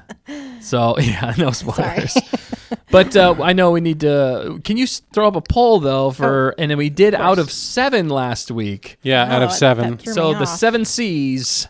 Seven C's. 7 C's. That's how we're rating it. So 1 to 7 or 0 to 7. What's your rating? We want to hear from rating. We want to hear from all you guys. Pirate Dusty comes out when I don't mean him to sometimes. But anything else before we move on to rating it, guys? Go ahead, fact checker. I kind of see a little bit of the fillerness. I mean, I agree with your point, and we'll get into more spoilers. The story did move along, but sorry. Multitasking. No, you're good. But overall, I was a little underwhelmed, or at least I just high expectations. I was disappointed when it was over because I wanted more. Mm-hmm. And good problem to have, though. It is. It is a good problem. So I don't know. That was just like the taste I walked away from. So that's what I remember today. But, but I of course I enjoyed Jude Law. So that was awesome. You got the Jude Law, but she wanted more Jude Law. So Always. She wanted more Jude Law. And real quick, I did want to get your thoughts on episode 1 and 2 as well, because this is the first time we're hearing from you when it comes to Skeleton Crew at all. Did you want just give us a kind of a quick reaction and what you thought about episode 1 and 2, the intro to this series? Did you like it? Yeah, I did like them actually. I felt like they did a good job setting up the story and the planets, all of it. There's enough things they left open that makes you want to know more and keep watching, see where things go. So I enjoyed it. I mean, were there any cons? We haven't really been doing pros and cons, but we might touch upon some more pros and cons in the spoilers. But was there anything that stood out to you that you didn't enjoy about this series so far? I mean, at some points I was like, okay, this is a kid's show. And not that, that's a bad thing in general. Just for me, is like, could get a little boring at certain parts because could be predictable. But overall, it's refreshing for Star Wars, and I think this is what we all needed. I mean, you just can't go wrong with pirates, which is awesome. I agree. I completely agree. So no, overall, the positives way outweigh the minor negatives I have. Mm-hmm. No, that well said. I completely agree. I'm glad you're enjoying it as much as we are so far. I thought Dan would like this series less. I know, it is surprising. Just based off of more so the maybe not dislike, but dislike of the Goonies. This is so much better than the Goonies. Is it? Yeah. Even you're okay. Right off the It's get-go. crisp. It's crisp. Crisp. It's very crisp. And it's got the feel, Just but like crispy claws. it is. It's the feel of Amblin. To me, it's Yeah. not the feel of Goonies, even though Goonies is Amblin. I was like, It wait. doesn't lean too much into that. Hunter says still need a Goonies rewatch. Maybe that's a Christmas time project. Ooh, I like that. Special live stream edition. or Members something. only Members potential. only, yeah. I know. And then I can not laugh my head off in front of everybody. Well, everybody else does. And then New Year's Dustin has to watch his movie. Oh, That's no. right. What does he have to watch again? That's right. Oh, the Phantom of the Opera. Oh, I'll be there for that. That's a funny one. What? That'll be a funny one to watch. I'll just You say, watch. yeah, I'll just say Yeah. this: I'd rather watch the Goonies than Phantom of the Opera. But Gerard Butler, I do like Gerard Butler, so He's awesome. he's good. I don't love singing movies. Musicals are not This my one's favorite. different, though. That's what you say about all of them, and they're all the same. That's so funny to me The that you only- don't like singing I know, movies. and I like singing Which and is stuff like hilarious. that. It's funny, I know, but I Yeah. don't. Just tell me I don't need to hear it in song and it repeated for 3 choruses. I fully agree with you, though. That's what Yeah. it's funny, though, because I don't say that I love Phantom of the Opera. I don't like singing movies that much. There are moments in some of the live action play movies, that are good, right. but it's like as soon as they break out into song, it's like fast forward. Yeah. If But you've they seen it can before. stick in your head, though. Yes. But they can, because we like Mary Poppins. Yes. We like I was Sound gonna of say, Music. There are some We that like stand out. Tevye. Right, but those are Yes. like longer movies that don't. Fit them. I mean, they are basically the songs. Music has always been a big part of those, but some of these lighthearted ones. But the Phantom of the Opera, it's a play, and they made a movie. You know what I'm saying? Like, whereas those other ones are movies, Right. and then they made a play. Although they did do definitely not for kids, the Butcher movie, which it was so depressing What and movie? terrible. The Scissors? the razor, the guy who shaves people. Edward Scissorhands. No. No? No, I think it's Sweeney. Is it Sweeney Sweeney Todd? Oh, I yeah. actually enjoyed that movie. Did you? And that was it's not good. I mean, it's definitely not for kids. It's dark, but some of the songs in that are actually pretty dang good. And maybe it's just that it's so dark and a musical. Somehow I appreciated it. And the story was actually pretty good. And it had a little bit of a twist in there that I didn't realize. So, but I'm not saying watch that. I'm just saying of recent years, that's not even very recent, but of musicals I've watched, other than the absolute classics that Dan said, the classics like Mary Poppins. Oh man, you cannot go wrong. Sound of Music, so fantastic. Even like Willy Wonka is Yes. borderline. Yeah, that's a great point. Yeah, It's borderline. I love that movie. So it's just what you categorize as a thing. For me, though, if it came out as a movie and there's music in the movie, that's not a musical. Like there's other ones that are written as a musical or as a play, you know what I'm which saying? And every- then transcribed Every into 2 a... seconds they're singing a that's. song. I think Right. that's my biggest problem. I don't love musical theater. I Yeah. actually loathe it. If you want to get my real opinion. Wow. Well, we just did. It's hot, but It's I hot, don't baby. disparage anyone that loves music, loves to sing. because we love music. That's the funny great. thing. I love music. Yeah, I just love music. So I've watched 1,000. It's just for me, I don't want to get involved with it, but I'm appreciate people that do. So yeah, I feel like sometimes you're watching these musicals. It's just musical theater. It's like get to the story. Yeah, it's how they handle it, like what you're saying. Because every 2 seconds, when it comes to film and story progression, I think is where I have the biggest problem. Like Dan was saying, it's like, so the Sound of Music, it has a song every, I don't know, however many minutes, and you learn a lot Yeah. of the characters moving along, and then they have a song that fits well into the story. Yeah. And Right, like and, Feed but- the Birds or something. yeah, something like that, and it ties in very well to the story. But then Some movies are like, well, instead of just telling you and actually acting and Yeah. doing a movie, let's gonna sing interrupt about it you. in song. It's like, and then there's like a song like every 2 minutes, and basically the whole movie is a musical. That's when I have the problem, because I just like, okay, you're not building tension here. We're just singing about everything. Yeah. And I had a good point that I was going to add on to that. I'm sorry, I threw you off there. Nope, it's all good. It's all good. It's a live show. So basically, what we're saying is, in the future, be a member, because we're going to have members only. Thank you. Watch parties You brought it of back. The Goonies and Phantom of the Opera. Phantom of the Opera. The chat is for it, so we need to get this on the calendar. We're We're gonna going to get it on this the calendar. Maybe during the Christmas holiday, since there's not a lot of anything else going on. No, definitely not. But we do need to rate this so we can move on to the spoilers, because there's a lot of spoilers to talk Yep. about. in I'm this. putting mine in the chat. Is that okay? As far as your rating? Yeah. Well, and you're going to need to say it out Nope. loud here in a second. For our lawnmower listeners, Lawnmower. In case you're listening to this, this is Dan. Dan. That's the best. That is awesome. That sounded amazing. I love how that worked so well. quality audio In here. case you're listening. And back to the news. Pretty impressive. The I will audio. finish what you started. A little bit of distortion. That's super good. Dang. But no, Oh. I put it in the chat. 6 out of 7 lobsters for me. 6 out of 7 lobsters. Now we're rating it I lobsters? thought it was out of C's. You guys are crazy. No. Well, well- lobsters are float in the sea. Seven Under the seas. sea. A great musical. Speaking of musicals, speaking of Disney quality musicals, That is actually one of the best. no, but the musical songs, sometimes it's like, I'm mad, I'm very, very. You know, Yes. they go around and start. Yes. They're super Stop it! repetitive. I get it that you're mad. Yeah, Yeah. that's Right. the problem. Yeah. Just say I'm mad and like Move on. punch something, and then let's keep going. Let's do something else. You have to dance around Let's for do 20 something minutes. else. You don't look very mad. Yeah, exactly. Very happy. Right, you're doing some incredible dance moves while you're mad. 6 out of 7. I think the All last two for me were 6 out of 7, so it's not going down. It's staying the same. It's pretty good. For me, I did 6.25 last week, but I'm gonna go 5.5 this week.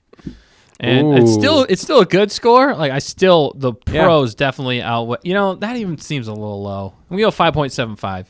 5.75 out of 7 for me. That's where I'm at on this one.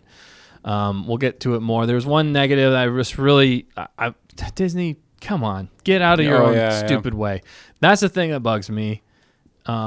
But we'll talk about it more in spoilers. But overall, I had a ton of fun, and one of the best things that we've said here multiple times is at the end of the episode, I wanted more, and that's I think a mark to show that this is a good episode.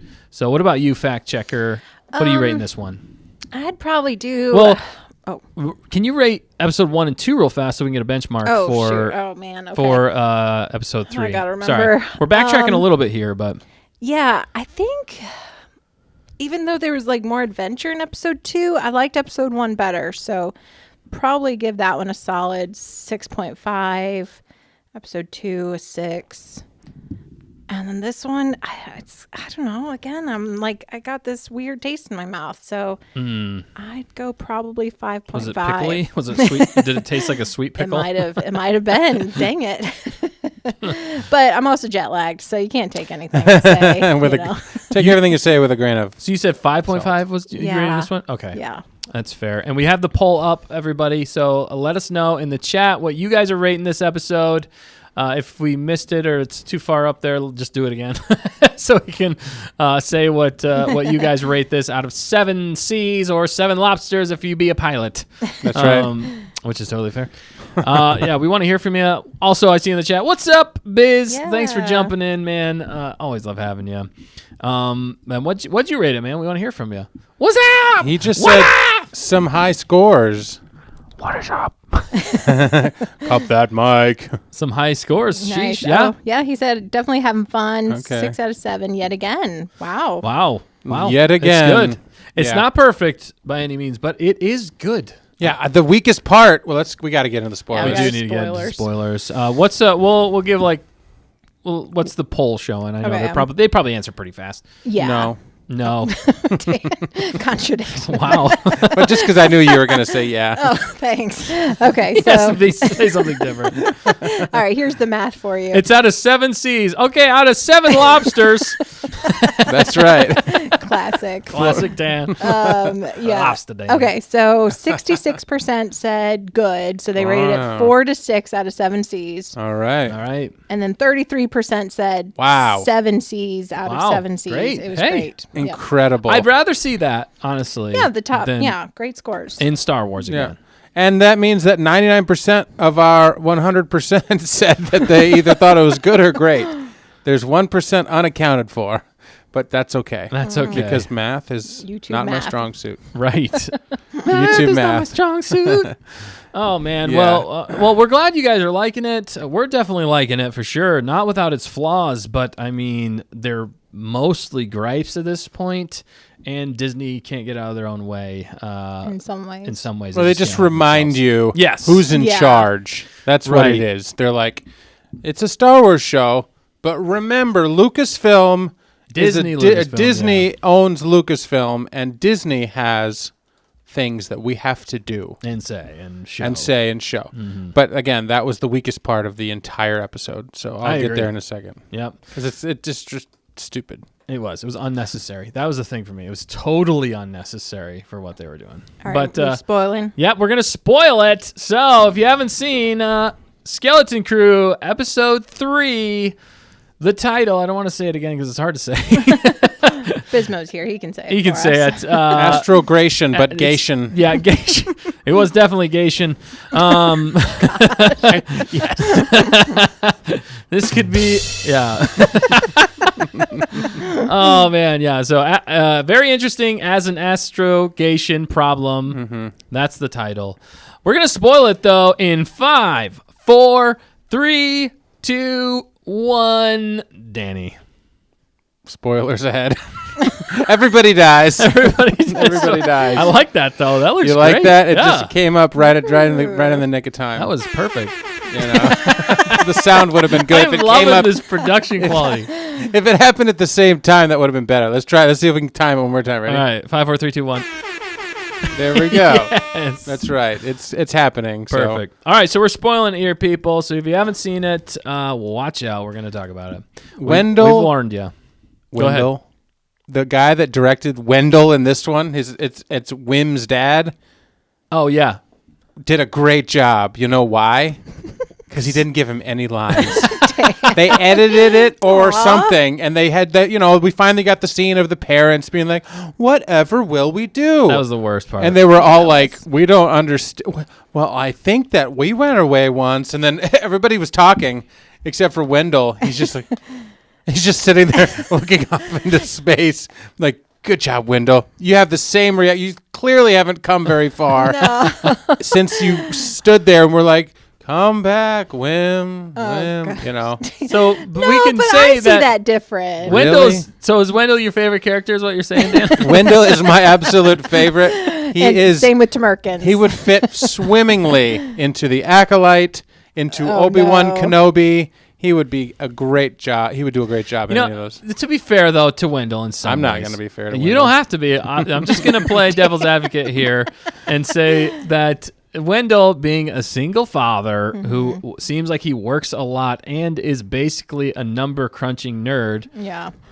it kind of makes sense that he's very analytical about everything, and I think that's more of his personality. Yeah. But I do agree that some of his reactions when it came to certain things, but I feel like they're going to have Yes. a different role for him, that we're going to find out something more about him that may, like, I feel like there's a conflict inside of him right now. Absolutely. And that's why I think they did the long camera pause on him Like or he's the zoom in or whatever. processing a lot of like, okay, something's not right. And he's about to like rebel against yes. the order on that planet to Yeah. go get his son. Because it's illegal to leave the planet and go Yeah. through the barrier. And I think in what's going through his mind for this whole part, obviously this is all just speculation. We have no idea.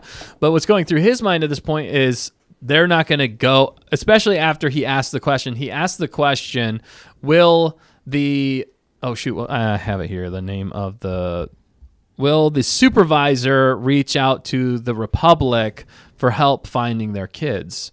And the droid said that there's no contact outside the barrier is forbidden.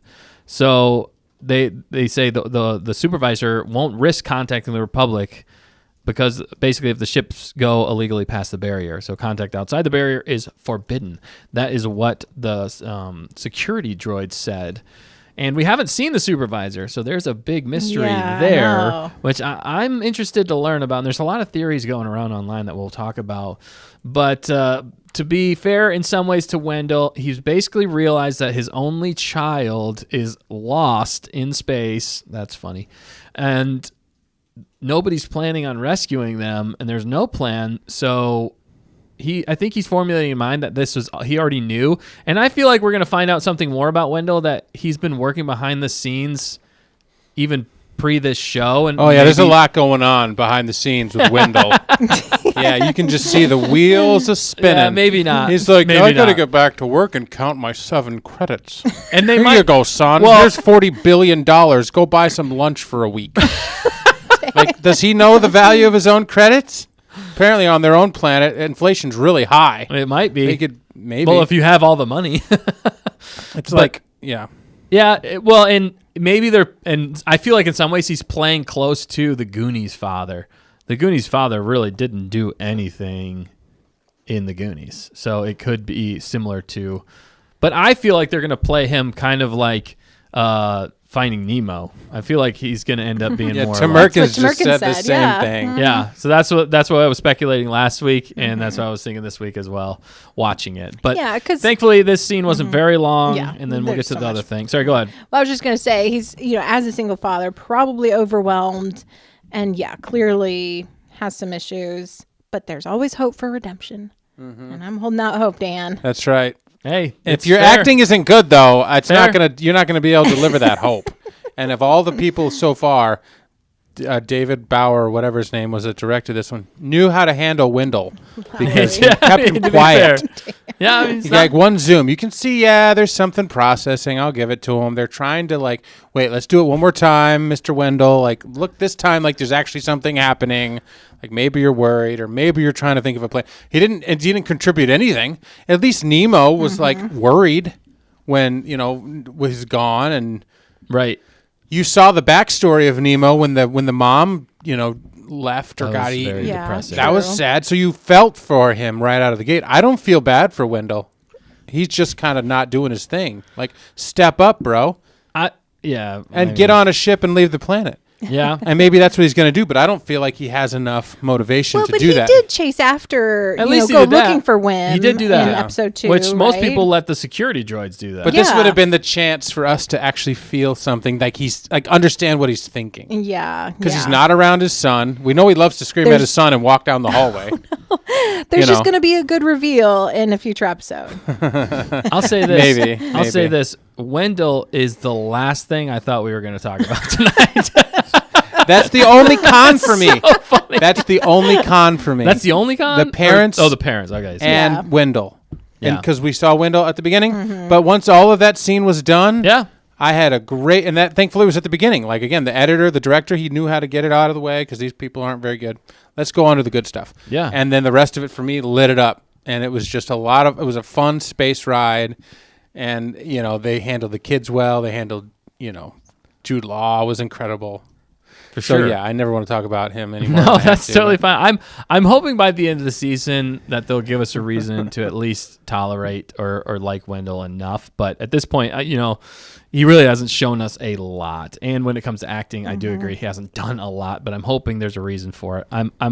But it is Disney Star Wars. You never know. And speaking of Disney Star Wars, I feel like they showed their ugly head in this episode. It was a blink and you miss it moment. Thankfully, we did get it out of the way quickly. Was basically KB, the whole mom situation there drove me. It just took me right out. It takes me right out every time. It was not necessary. Yeah. It's just another classic case of Disney, Lucasfilm pushing an agenda onto kids, which that's what I have one of the biggest problems with. Because this is clearly this is a kids show, and I do not believe, personally, my personal beliefs are that you do not show that. You don't need to show that stuff in a kids show. It should not be for kids, in my opinion. Leave that out. I know that's where they've been trying to basically indoctrinated our kids for a long time by doing that, and they're trying to make it normal. But again, I'm probably more minority in some ways for how much I dislike that. But that's my personal beliefs. I'm going to stand on them, and especially when it comes to kids shows, get it out of there. For adults can process stuff. They know it's not as big of a deal. I still don't like seeing it in there, but I can tolerate it a lot more. And again, thankfully, this was a blink and you miss it. But it was just it just took me right back to that is Disney Star Wars. Star Wars. It's one of the hallmarks of Disney Star Wars. It's very similar to Andor. There's the same thing in Andor. They pushed it even farther with Andor. But Andor was a more mature show. So you could quantify or qualify it. And I didn't have as more big of a problem with that because it was more for adults. Right. And so this one was a little bit quicker than Andor, so that was good. I feel like a lot of kids watching it probably wouldn't even notice it. That's and they could have played it. They could have just been like, "Oh, they're ants." Yeah. You know, and that's they should have played it that way. They should have done something like that. Does the 80s, if you're going for 80s nostalgia and all this stuff, you don't throw in something like that. They didn't do that in the 80s. Right. That's my personal opinion. Anyway. Yeah, to Americans, it wasn't in your face, which I appreciated, and that's very true. But it was a blink. You kind of almost had to be paying attention in some ways, but my Disney Lucasfilm radar are up because also I've been watching this show hoping that I could show my kids, and for me that is the crux. And it depends on how much they take that and run with it in later episodes for me to show the kids. Yeah, they're just very young, and I don't want to have that conversation with them right now because it does force parents to have that conversation, and that's another reason I don't think they should have to at this point. The kids should just be able to be kids. Yeah. Anyway, it is a blink and you miss it. I've already talked about it more than I wanted to. But fact checker, do you have any other thoughts on this? Yeah, I had another con.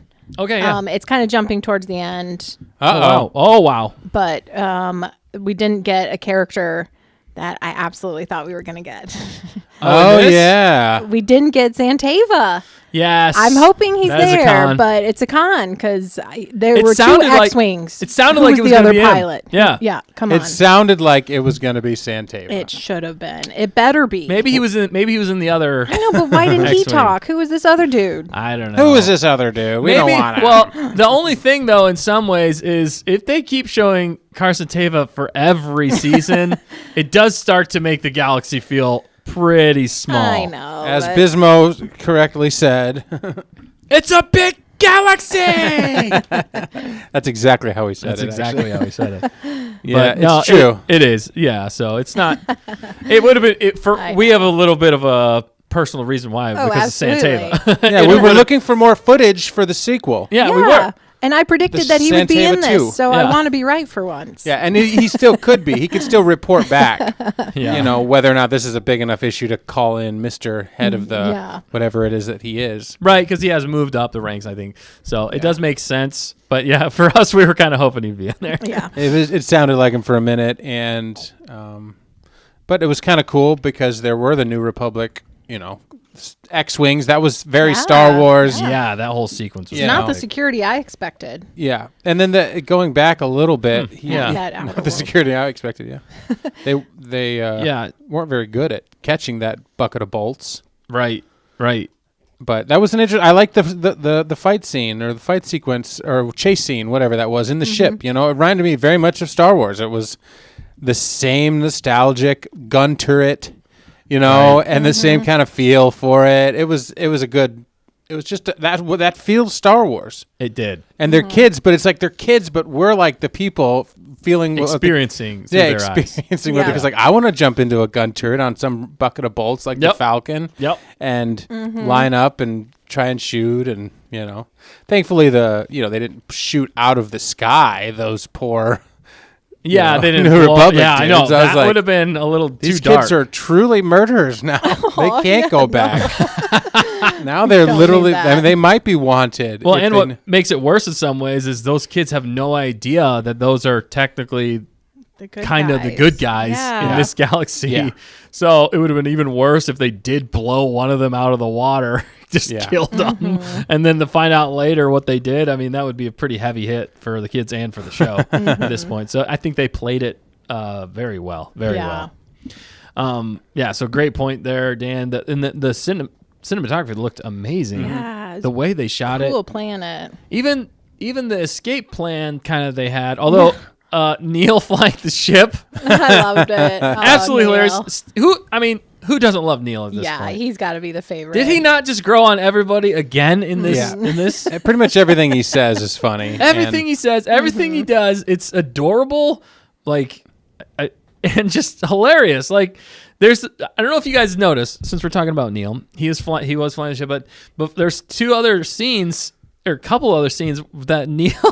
So it's talking to they're focused on Jude Law, but in the foreground. Neil picks up his blaster, looks at it, and then he gets nervous and then sets it down. And he's like, Oh, really? Oh, Yeah. I totally missed that. Yeah, go back and rewatch it. It is absolutely hilarious, worth watching again. And I loved how they had that detail. And then also later on, they're talking about using the Force, and Neil grabs a stick and tries to push it, and Did he? it falls to the ground. No. Again, in the foreground there, if it's a blink, you miss it. Wow. Well, And 'cause who's not looking at Jude Law? Apparently you are. my friend. Yeah, I missed it. That's awesome.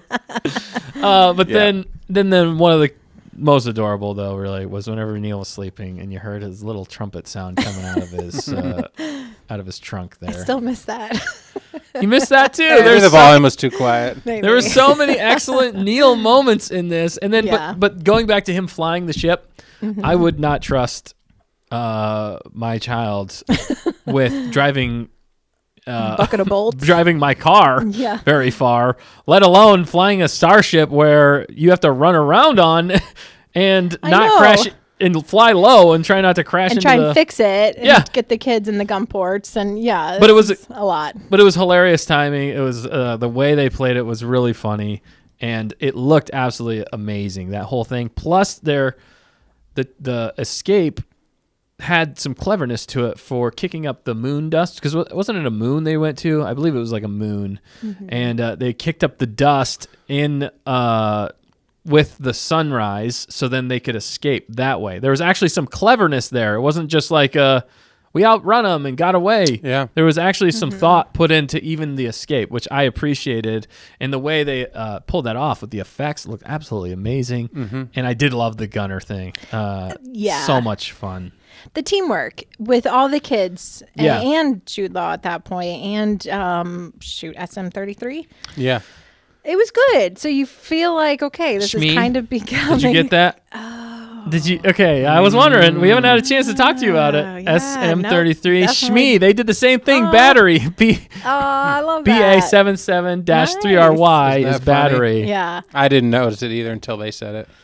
What about Shmee? Yeah. What about Shmee? That's Yes. hilarious. And Okay. then also in that same line, sorry, no, finish your thought. And then I'll No, go. I was just going to say the skeleton crew is coming together. You Yeah, know, yeah. we're seeing the crew and maybe some of their different strengths and Yeah. weaknesses. Yes. But you guys last week, I don't know how I missed this too, but other than just being busy, but that Jude Law was the pirate captain that got Yep. overthrown. Whatever. Captain Silva. Yeah, Captain you guys Silver, totally called that. I was like, how in the world did I not see that? Which- So kudos to you guys. Yeah, it happened. It was the voice modulator and that. Yeah. You know, we just were assuming that was him. Yeah. Plus the look, he looked Yeah. like him. But it was and confirmed. Why else would you have somebody in a mask Yeah, like that? There was yep. just too many obvious, and that's kind of going back to your con in some ways with it being a bit predictable. This show has been slightly predictable, but there's enough mystery and enough things that we don't Yeah. know and can't Yeah. fully explain that it's keeping us intrigued and giving us back what Star Wars fans love to do: speculate. Yeah. Yeah. We're all having fun speculating again Exactly. about Star Wars. There's But- still questions on Jude Law's character Yes. and what's going on. What happened? Where'd the ship come from? Why is their planet truly special? Yeah, Is it a myth? There's so many notes. Is on Wendell going to everything. do anything? We Go don't back to need Wendell. go back to Wendell. No. No, but in the vein though of Shmee, Yeah. did you realize Captain Silva? So Silver, Yeah. Captain Long John Silver, right? Yeah. Yeah. Is the cook, and so that's from Yeah. the movie I just lost it. Treasure. Treasure Planet, Treasure Island. Yeah. His name is Captain that's Silver. funny. And they did Captain Silva Silva instead of. So again, we're going with the whole Captain Silver thing. It's another pirate trope in this, and clever. nod to. And there was another one that I didn't catch. I saw it online. People were talking about the name of the ship is actually called the Onyx. That was posted Cinder. Onyx Cinder, which is a loose Question of the week. Yeah. trivia today. Oh yes, yeah. Wow. You just gave the answer. I did. Onyx Silva. Well, Onyx Silva is a loose reference to Cinder. Cinder. I'm sorry. Wow, I mixed those. Cinder is a loose reference to the Black Pearl. It says Onyx Black. Black. And Cinder. Oh, clever. It's got all the things. There's so many. Oh, I love it. KG said if you put his name love it. together, it's Long Jawed Silvo. That's good. It's pretty good. That is really It's pretty good. So he's there's no way he's a Jedi. Oh, that's a good question. That's not a question. No, that is no. Do you guys think that's what I was going to ask though? Do you guys think he's an actual Jedi? Was he a Jedi? It's so complicated now because we asked a poll last week. I actually set up a poll. I know you guys did really good. Damn, I was It was so very proud of you. difficult. Really? It was. I was thought like, you I guys don't have think done I it can do before. this. He was stressing. But yeah, and everybody said it was like 99% out of 100 said, "Oh, yeah, he's a Jedi, yeah," or he's a Force user. Right. I don't know if that 99%. We should re-ask. Is there a chance he's just a snaky pirate who has some Pretends? tricks up his sleeve and can control things, but in a way that that's what gets him out of situations, or just a party trick? Right, because they alluded to that in this. The kids were talking, and Fern was saying, there's a million ways that could have been not the Force. So I think they're giving us false doubts. I think he was actually and is a Force user. Okay. Potentially, because I think for his age, he would have still been either late teens or 20s during the Clone Wars. Okay. And he possibly could have been a Padawan during that time. And the other reason people are speculating about, and I was thinking this, is he seems to not like droids as well. Yeah, I thought that was interesting. That's like And Mando. he took extra time on that B1 battle droid, which was an awesome. That was nod in amazing. there. That whole room was amazing. That was fun. Yep, it was. How What much was? oh, sorry, go ahead. No, what was the other droid saying? He was like rambling on. Yeah, I must save the prince. Right. What Prince. was that? So there's a lot of speculation on that as well. Where is it possibly Prince Shizor, who's from that they obviously took that droid while they were raiding the ship. So the droid was probably trying to protect the prince. It could have been, it could be a million different things. But some people were saying maybe Prince Shizor, since he's one of the only, I think he's Legends. I don't know if they ever did they actually make him canon? I don't remember. But he was in kind of that series that was in between episode 5 and 6. He was a big player in that. It's just kind of a fun nod, but who knows? It could have been something. It could have been from a long time ago. It's hard to say what prince that was, but that was a fun little tidbit, and I wonder if they will deliver on that again for saving some prince. Interesting. But you had the original, one of the original designs for C-3PO was the first droid, I believe. Then you got the Prince droid. You got the B1 who says immediately, which is the trope they've done in the past, which is hilarious. They did it in Bad Batch, actually, when they reactivated some battle droids. They said, "Did we win the war?" Basically. Yes. So he says the same thing here and then immediately falls apart, which is hilarious. I love that they threw that in there again. And obviously he's been decommissioned for a long time, so it makes sense that he falls apart. But then we finally get to Shmi and SM-33, which they're not going to say Shmi, obviously, in the show. They have to say SM-33. Shmi Skywalker. Oh, no. No. What about Shmi Skywalker? It's Shmi's consciousness has been put into it. Yeah, right. But what do you guys, that whole room and that whole sequence, I thought was really well done with practical effects. Oh, I'm yeah. loving the use of practical effects, and it doesn't feel like we're not stuck in the what's the room called? The void.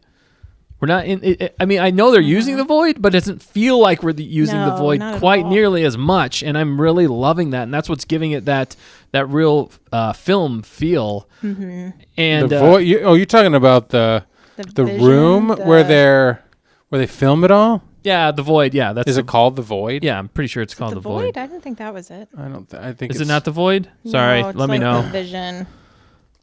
It's the room that they film it all in. The sound stage. It's there might be another name. I'm sorry. The volume. volume, not Yeah. the void. I'm Yeah, sorry. It was a V, though. It was a V. I'm sorry. You said it That's so on me. confident. I'm like, where are we going Sorry, here? everybody. Yes, I think they're saying it's actually too quiet. We need to turn up the volume. Oh, I'm just kidding. okay. No. The volume. My apologies. Thank you, everybody in the chat, all you gonkers and everybody out there. I couldn't. Yeah. Anyway, but Mrs. Manrique corrected Mrs. you. Manrique, thank you. What's up, Mrs. Manrique? Good to see you, Miss Manrique. Yeah, good to see you. Thanks for hopping on.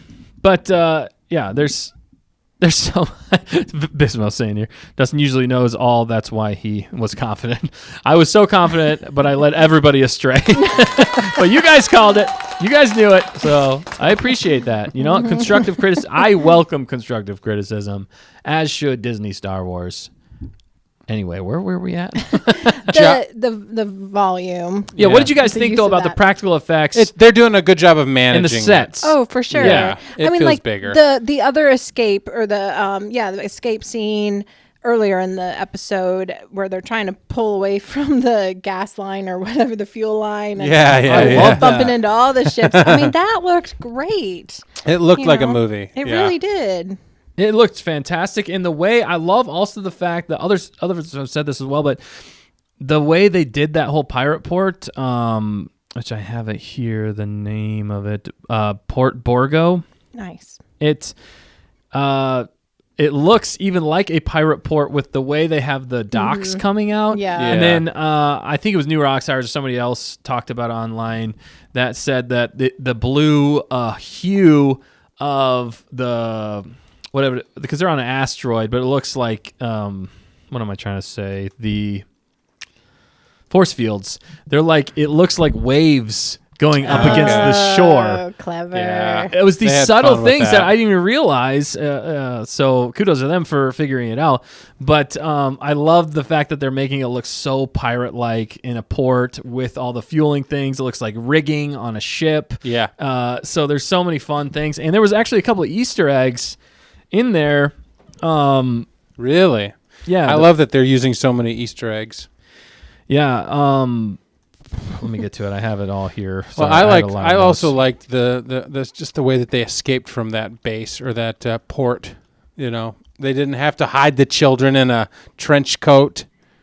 They did kind Right. of walk out in the open, which I felt was a little risky, and Yeah. it didn't make sense to me fully. But my son was telling me when we were watching it together, he's like, "But Dad, it's a big spaceport. Like we could walk downtown here in this small town, and people wouldn't necessarily know we're the ones that were just, you know, not everybody knows everybody, Right. Yeah. and not everybody's looking for them because they didn't know Yeah. they escaped until it was a few minutes later. And that one droid or dude, or that guy was kind of funny, screaming about the dude that got away. Or Yeah. that got away. It was kind of funny. Yeah, I felt like they could have thrown on like a cloak and pretended to be like Jawas or something like that. I think that would have been a little bit more believable in Yeah. some ways because kids in a pirate port, I it agree. just feels And an elephant kid. it's just so much more out of place, especially the way they're dressed and everything. And because there was already a big commotion about that. Right, that Yeah. they had all seen, but unless it's the complete opposite side of the port, But maybe. it sure you looked know? the same to me. It did Yeah, look very it similar. did. So, Like the I agree. Wolfman was like standing right there. It's like not Brutus. much time had passed. Yeah. Yeah, it was a bit convenient plot-wise, Yeah. but it was, Yeah. again, it's more of a gripe. It's not nearly as bad as the Obi-Wan show Right. with Princess Leia literally hiding in his jacket. Yeah. That And was the one beautiful of the part dumbest things ever. is that wasn't the entire episode. No. It was only like the first 10-ish, 15-ish minutes, and then they still did a ton of other stuff. Yeah. So, you know, if this was Obi-Wan Yeah. Kenobi, they would have just spent the entire episode falling around that set Yeah, and then you're absolutely right. tripping over each other inside And of you trench know who coats. they would have focused on would have been Wendell. Wendell. They would have been like, we need to go into Wendell's Let's go back to backstory Wendell here, guys. Side tangent. Now that we've met our main character, let's not use him for the next 4 episodes. We'll bring him back in only in the last bit of episodes 7 and 8, like Mandalorian season 3. Bismo, because of Obi-Wan. That's hilarious. Oh Lord. But but going back to one of the questions we led off last week was, why didn't Jod, or also the other name that I like the most, Jude. Crimson Jack. Damn. Crimson Jack, that's the Crimson coolest. That's the coolest name. Other than Captain Silva, I think I like Crimson Jack the most. That sounds Yeah. awesome Yep. to me. That's a great pirate name. But he also basically answers that immediately. They were like, if you were here and you could use the Force this whole entire time, why didn't you break out sooner? And he was like, well, because I didn't have a ship to go to, dummies. Yeah. Which is what we speculated on. So I felt like they actually answered the question they Yep. left it off on, which we all speculated on, and Yep. I'm glad And it was they a did that legit quickly. answer. And it made sense. And actually, I was like, Yeah. oh, we'll give you a pass, because last week we were all griping and complaining. We're like, well, it doesn't make sense. Why would he be sitting there? Wendell. Especially if he's a Jedi. It's just like Wendell, if Wendell was a Jedi. Yeah. Sitting around, wondering what happened with his money. No, but Eating pickles. eating pickles. Oh my goodness. But no, I bet, Wendell's the kind of guy that eats sweet pickles. Yeah, I could see that. Wendell. Oh, what? And he Dill. doesn't no. have it right. He does- That's why he gets it wrong. For sure. Oh dear. Without a doubt, this is going to be a Wendell short. A very short Wendell short. Has to be done. There we go. Wendell! It's done. Oh, my goodness. Here's Mom yelling at Yeah. him right now. Do something. Do something, Wendell. Sit around. You're such a lazy loser. All right. But back to... Yeah, we got some interesting comments. Can we Yeah. dive into Yeah, this? yeah. So KG said even Fern said that back in the ship that it was too easy. So again, they are in a way repeating our Princess thoughts. Leia which is said, awesome. that was a really interesting Callback.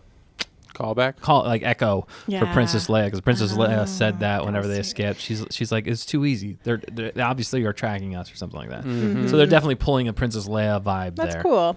And Yep. then Bismo said, find it interesting Crimson Jack went back for the droid. Seems like he was trying to show off or gain trust. Because I definitely do not think he is a Jedi, but a Force user. That's his prediction. Ooh, yeah, I kind Like of it. I like that. Biz, you don't go against Biz. He knows a lot and has some great speculation. I agree with him. I think he was a Force user. I feel like in some ways they might play the safe route and say he was a Padawan that fell away from the Jedi Order, maybe because he had to, because he does yell out that he's alone and stuff like that. And being a Jedi in this galaxy now, the way things have been, and for so long he'd been running, I think it made sense for him to feel isolated and alone because his people basically went extinct. So Yeah. he just survived, and he found these pirates to survive with, and that's how he survived. But I think it corrupted him over time, and also that group of people failed him. The Jedi Order failed him. Yeah. But they might go a completely different route. But I'm agreeing with Biz on this one. I agree. Well, in the chat, and or he's definitely going back just to help, with the relationship with the kids. That's Yeah, all he's doing, because he doesn't even absolutely. seem like he likes droids. No. And there was one extra thing in that scene I just wanted to point out real fast, and then Dan, you go with what you were going to say.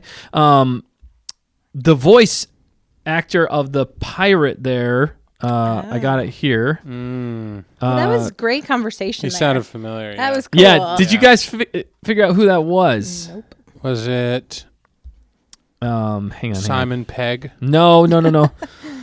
I have so many notes. I really should have. It sounded like the same guy that played who plays Nick Frost? Who's Nick Frost playing? No, it's Dr. Octavius from Spider-Man. Really? That's who it was. I Wow. knew it as soon as I heard it. I was like, It sounded sounds- familiar. that sounds like. And my wife was trying to say a couple different people, and I was like, yeah, it could be. But then I was like, no, that sounds like a Spider-Man villain. I couldn't remember his name. I knew it was Dr. Octavius. I have it here, but I'm losing it in my notes. Oh, my goodness. Sorry, hang on. Bear with me. It Dan, say is- something funny. while No, I'm looking he's it up. funny. Something funny. Alfred Molina. That's what it is. Alfred Molina is his name. Wow. Wow. No And then wonder that's I liked cool. it so much. He's amazing. Yeah, Nick Frost is SM33. Thanks, KG.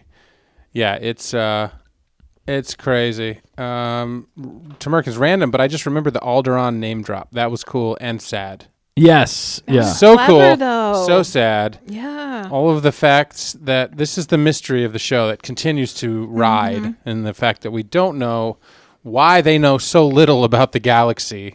Yeah. How did they go completely unscathed? And Bismo asked earlier, a really good question. If they're such a rich planet, treasure planet or whatever, why did the Jedi Order or even the Yeah. Empire try to find them? Or, Right. how did they disappear like they have? right, and who knew how to mask themselves, cloak themselves so well? Yeah.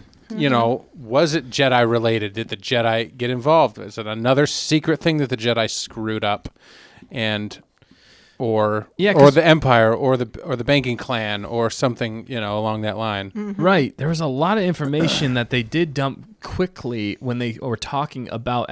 You're talking about At-Atten, right? Yeah. Yeah. So when they were talking about At-Atten with the new character that we meet, which is named the owl cat creature, named Kim, but spelled the funniest way Spelled ever. impressive. Reminded me of, again, the comedian Brian Regan in the way that they... Yeah. What's your Yes. name? Amy? Oh, A-M-Y? No, A-Y. It was like Yeah. the whole thing. Absolutely hilarious. So it's Kim. What's her name? But it's spelled K-H''Y-M-M. So hilarious there. I actually didn't mind that character. I thought she did a good job, and it made sense for what they were doing.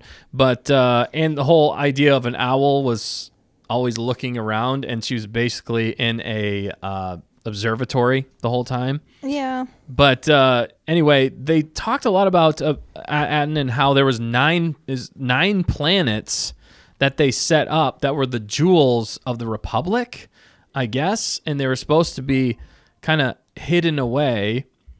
Because they had great importance to the Republic. But apparently Aten was the last of them, or was the only one that they thought was destroyed, but obviously has lived on.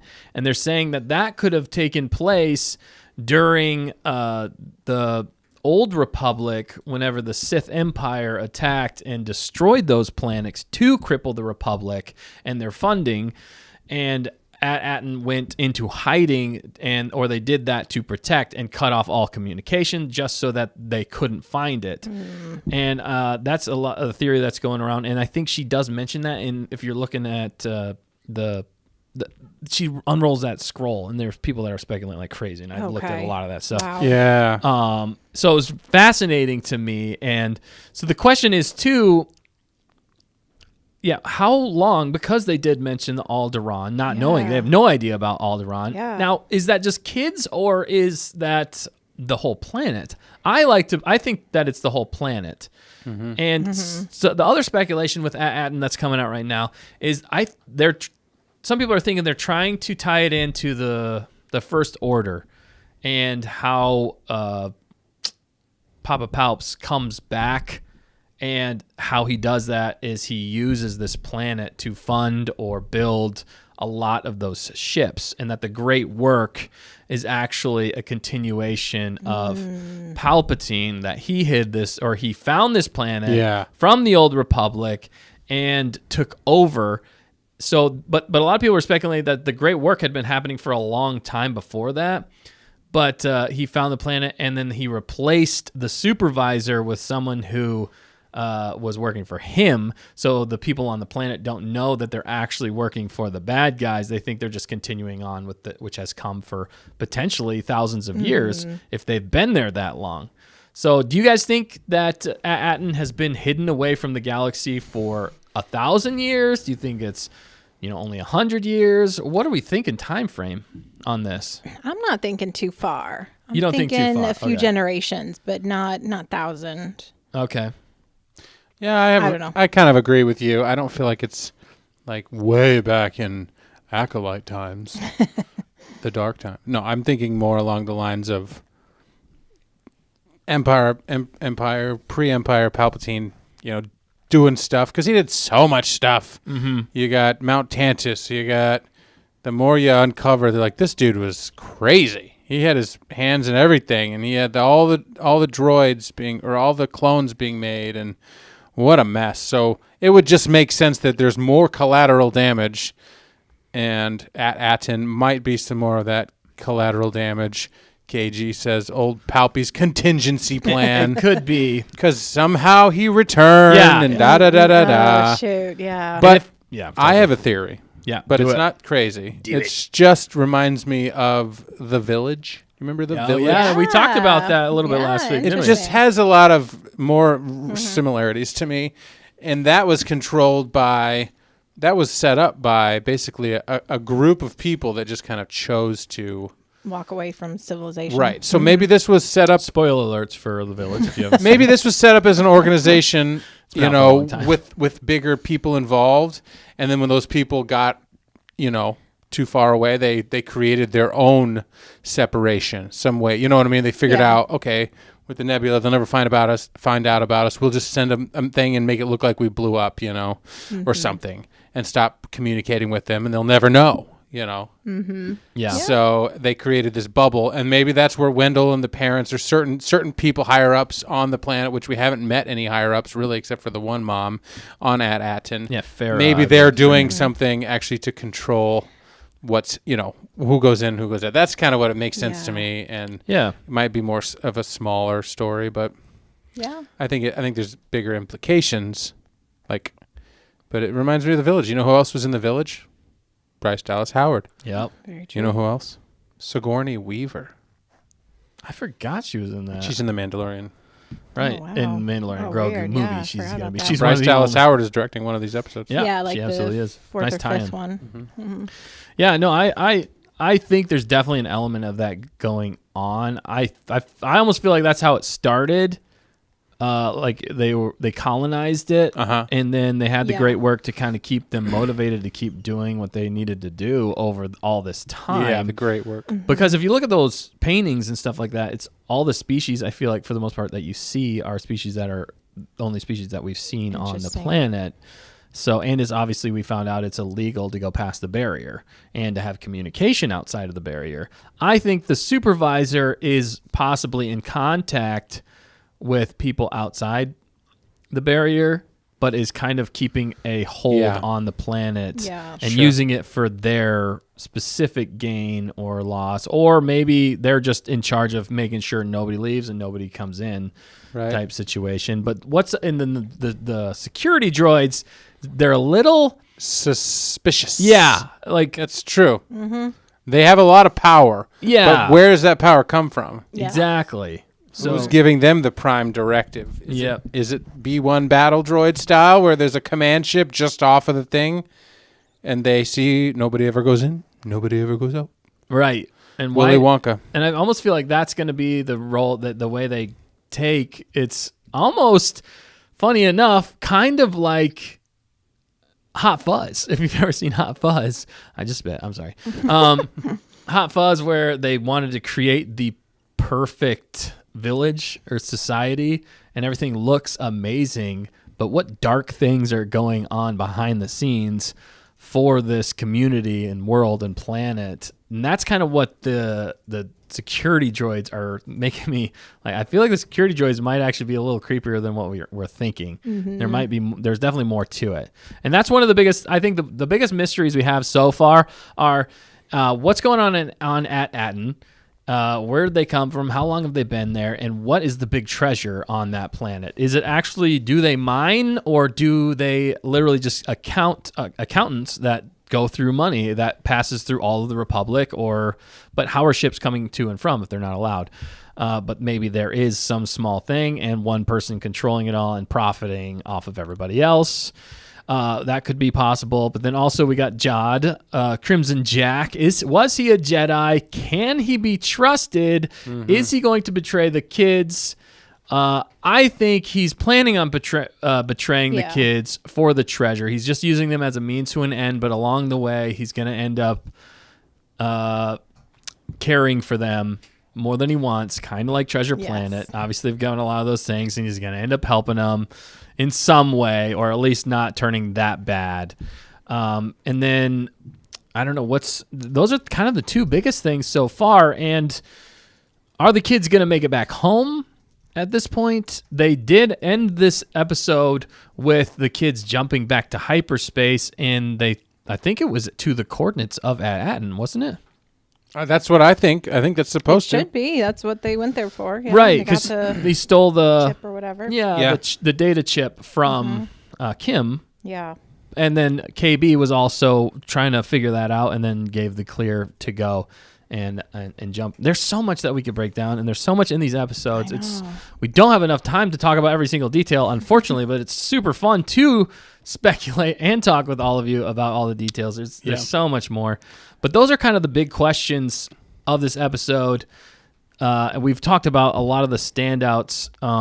So, yeah, anything else, guys, before we move on? I know there's a lot going on in this episode. And I definitely... Oh, one other thing I wanted to say. Fun for me, fun for Star Wars fans. But that Teak, the guy who was the dinghy driver... Yeah. That was voiced by Sam Witwer. Oh, great. my I love goodness. Sam Witwer. Wow. That guy is awesome. And a Star Wars nerd through and through. One of the only people to out Dave Filoni, which is epic. And he was the one who did the recent deep fake for Captain Kirk. I saw and did that. an That amazing was job. cool. People absolutely loved it. So not only in Star Wars, but also in Star Trek. He is crossing over. I don't know if we can allow that. That seems... But I thought that was really fun. There's so many fun things in here that I absolutely love. And one of the other things we'd be remiss without saying is in the background of that droid shop, there was a gonk droid. I don't know if you guys caught I it, didn't catch it. shoot. but there Wow. was a gonk droid in the back. Let's So go. I looked for it. I was like, there's got to be a gonk. So Battery was really happy about that. Yay. Get your Battery merch if you haven't yet. Shameless plug. That's awesome. Absolutely awesome. And yeah, we could go on forever, but If Jod was a Jedi, he would have a lightsaber. He doesn't have a lightsaber. The poll, as Yeah. I suspected, was quite different from last week's. Yeah. 55% are unsure. Well, because the way Ooh. he answered the questions Yeah. was kind of slimy. I like that wasn't slippery. slimy, Slippery. yes. That's the word. Sorry. since slimy is slippery, two things can be true. Slimy implies Like dirty. dirt. Okay. Yeah. Slippery can just be a slip and slide. It can be clean, but it That's- can be that's- slippery. Dan's Slimy interpretation. is you. But he could be outright slimy because he was like, this lady might not like us, Kim. Yeah. And he- she prepped didn't. those kids. Yeah. Definitely did. He You know, knew what was going to happen. and the whole time the kids are a little bit like either they're like combination of like starstruck. and suspicious at the same time. Yeah, they're suspicious, but there's a lot of them just like standing around like, I guess we'll do what you're saying. But then the whole time they're doing it, they're like, are we supposed to be doing this? Yeah. So like they don't have a choice, but then they're also telling him what to do. Right. Yeah. And they're like, you work for us, but we will follow you, but why are we following you? And there's some of that. Mm-hmm. This is why Jude Law's performance had to be great. Yes. Because For sure. the kids can't carry it. The kids are great. They're doing an amazing job, but the kids can't carry the show. At least it's tough. Yeah. And so Jude Law is definitely filling in and taking them where they need to go. They can play off each other. They carried the first two episodes pretty well, though, I will say. Yeah. The first two episodes, but it has reached a whole nother level now that Jude Law's entered the picture. Yeah, they carried it pretty well. Pretty well. Well, to even point that out, and I'll let you get right back to it, was I loved the delivery of one of the scenes there where he's using the Force or pretending to use the Force or whatever to distract those guards, and then he's saying about he senses people, and then they're about to walk out, and KB's like, oh, or she says something, I forget exactly what she says, moves back, and then Fern says, oh, I guess KB has the Force now too. And then his delivery after that, he says, oh man, it's Force is in all of us, right? yeah, it was so good. I loved it. I loved what he said. I have it written down. Why can't I see anything? Apparently, my notes are Do you want me to look at it? totally. He wrote them in Arabic. I wrote them in Arabic, apparently. But yeah, he says the force flows through all of us, which is absolutely hilarious. But the way he delivers it is like he's in on the joke. I don't know. There's layers to how It was he almost says it. the fourth It's almost wall, like but- he's like throwing it back in her face. Yeah. Yeah. Oh, But- for sure. Yeah. That's part of it. I believed everything that he said, but I also didn't he wasn't winking at us like, but I'm actually a Jedi, to the audience. Like, I still don't even know because they're like, you said you're a Jedi. He's like, I did not say that. Remember that? He clarified. He's like, I did not say I'm a Jedi Right. to them. So He did say that. He So said, then you're "I like, never oh, said so I he's was not a Jedi because he said he's not. But no, he didn't say that he's not a Jedi. He said that he didn't say that he was a Jedi. So even that slippery. Actually, she did specifically ask him. Fern did say, "Are you're a Jedi, right?" And then he says, "Of course." That He was did? one of the lines. But he said it like kind of sassy, so But I still wonder. to even go against his point, though, of saying I never said I was a Jedi, he did answer that question in a way that heavily he said, of implied, course. yeah. Sure. So why would he say of course if he wasn't? So, yeah. But it does go ahead. remind me, I don't know, sorry to bring it back to this, but Wendell? do not go into Wendell. no, sorry, it's even worse. The Acolyte, the writers, That is worse. Sorry, no, said that I'd rather talk about Wendell. that sometimes having an obvious storyline is the best disguise. I don't feel like that's what we're getting in this one. Like Captain Jack Sparrow, right? He says, "Is it the lie or is it the truth?" Yeah. Sometimes you tell a lie by telling the truth. Yes, because yeah, the yeah, truth good is point. too. That's true. It's complicated with pirates. It is. Yeah, it can be for sure. But no, I think Jude Law, he's on, he's playing 4D chess, and there's more to his story that I can't wait to find out. And I really liked, I think as Tamerkin said earlier, that what if he's Obi-Wan's brother? Does Obi-Wan have? Oh, that would be crazy. I know. mean, So he could have the Force. He could have trained with him. I don't know why they wouldn't have. They're both British. That's all I need. Oh, okay. Maybe Don't he's think too from hard. That's Atten the- originally, and he escaped when he was younger. And probably not. Probably not, because then he'd know how to get back there, and he would have already probably raided it. And he was so excited about learning about Atten. Maybe he was a pirate who was force sensitive, and somebody turned him into the Jedi to work with him right the day before Order 66, and Right. or who knows? There's so much. There's so many different ways they could play it. But I hope the it's pirate blood satisfying. is- I don't want another Maroc situation here. Is all I'm saying. Maybe the curse of the Black Pearl. How did that end? They had to go get the gold, Right. sacrifice somebody, or No, they had to all. It had to be paid in blood. So they had to cut their hand, put it on the yeah. thing, and then drop it into the chest. Right. Maybe there's some And give it back. maybe there's some curse that he's something. Right. They're pulling from all these other pirate swashbuckling movies, There's so much. we could probably figure out what's going to happen if we just follow enough of these other pirate films and storylines. Yeah. And work our way back to the treasure. Oh, it was KG that said. Oh, it could be KG said, Obi-Wan. okay. Thank you Okay. for correcting It's an me. interesting theory. I mean, you never know at this point. Yeah. And but there also is technically Legends material with Crimson Jack. That is a character that does come up in Legends. There's also some other things. The Rakatan Empire, there's a kind of a nod to that, which was made canon in Andor. They said the crystal that he had, they said was actually from the Rakatan Uprising. So they made that canon, which is really fascinating. But going back to Jude Law's delivery on things, one of my favorite scenes that I thought was humorous, and Nick Frost, was whenever those two are talking together, the droid, he walks up to him, and he's like, I won't be repeating myself again. And that whole conversation back and forth, I thought was amazing, genius. And the way that Jude Law good. acted against that, Yeah. so good. SM33 walks away, comes right, he says, "Aye," and then walks away, comes back, and you're like, what is he going to say? And then all he says is, "Aye," which repeats himself. It's like absolute contradiction. Yeah. So the good. comedy was very good in this. I one. love that. It was I love better that. than the other two. Yeah. But it was all based on Jude Law. Yep. And his delivery with the kids and with Smee.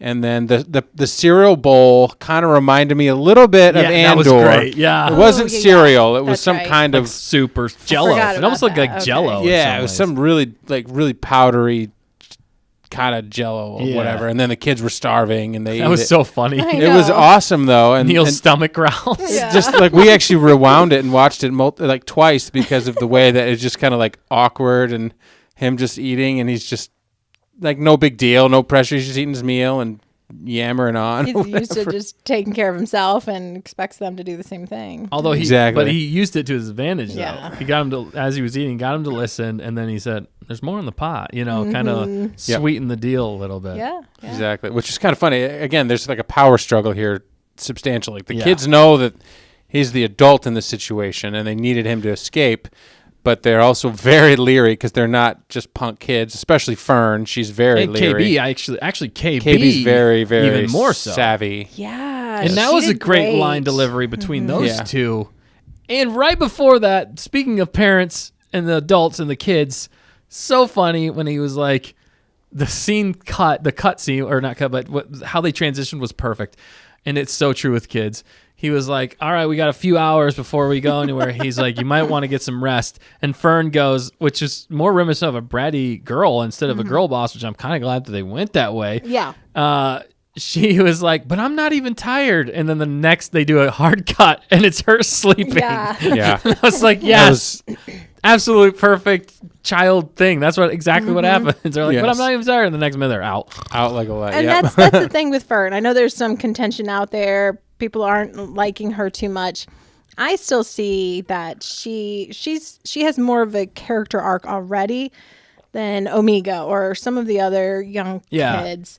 And they set it up with their mom too, because her mom said that she used to do that as well. She used to be rebellious and go out, and the security That's droids true. would always bring and her the back. security, yeah. So yeah, keep going. Sorry. Yeah, so I like her. I think there's hope that she's not just going to be a little snobby girl boss or whatever, that she's going to find her place in this crew, that all of this that she's kind of projecting right now is just like a defense mechanism or something, Right, 'cause She's used protection. to running things herself. Yeah. Yeah. She's learning how to work as a team and also Yeah. to be a leader. And that's because she took the role in the beginning of the captain.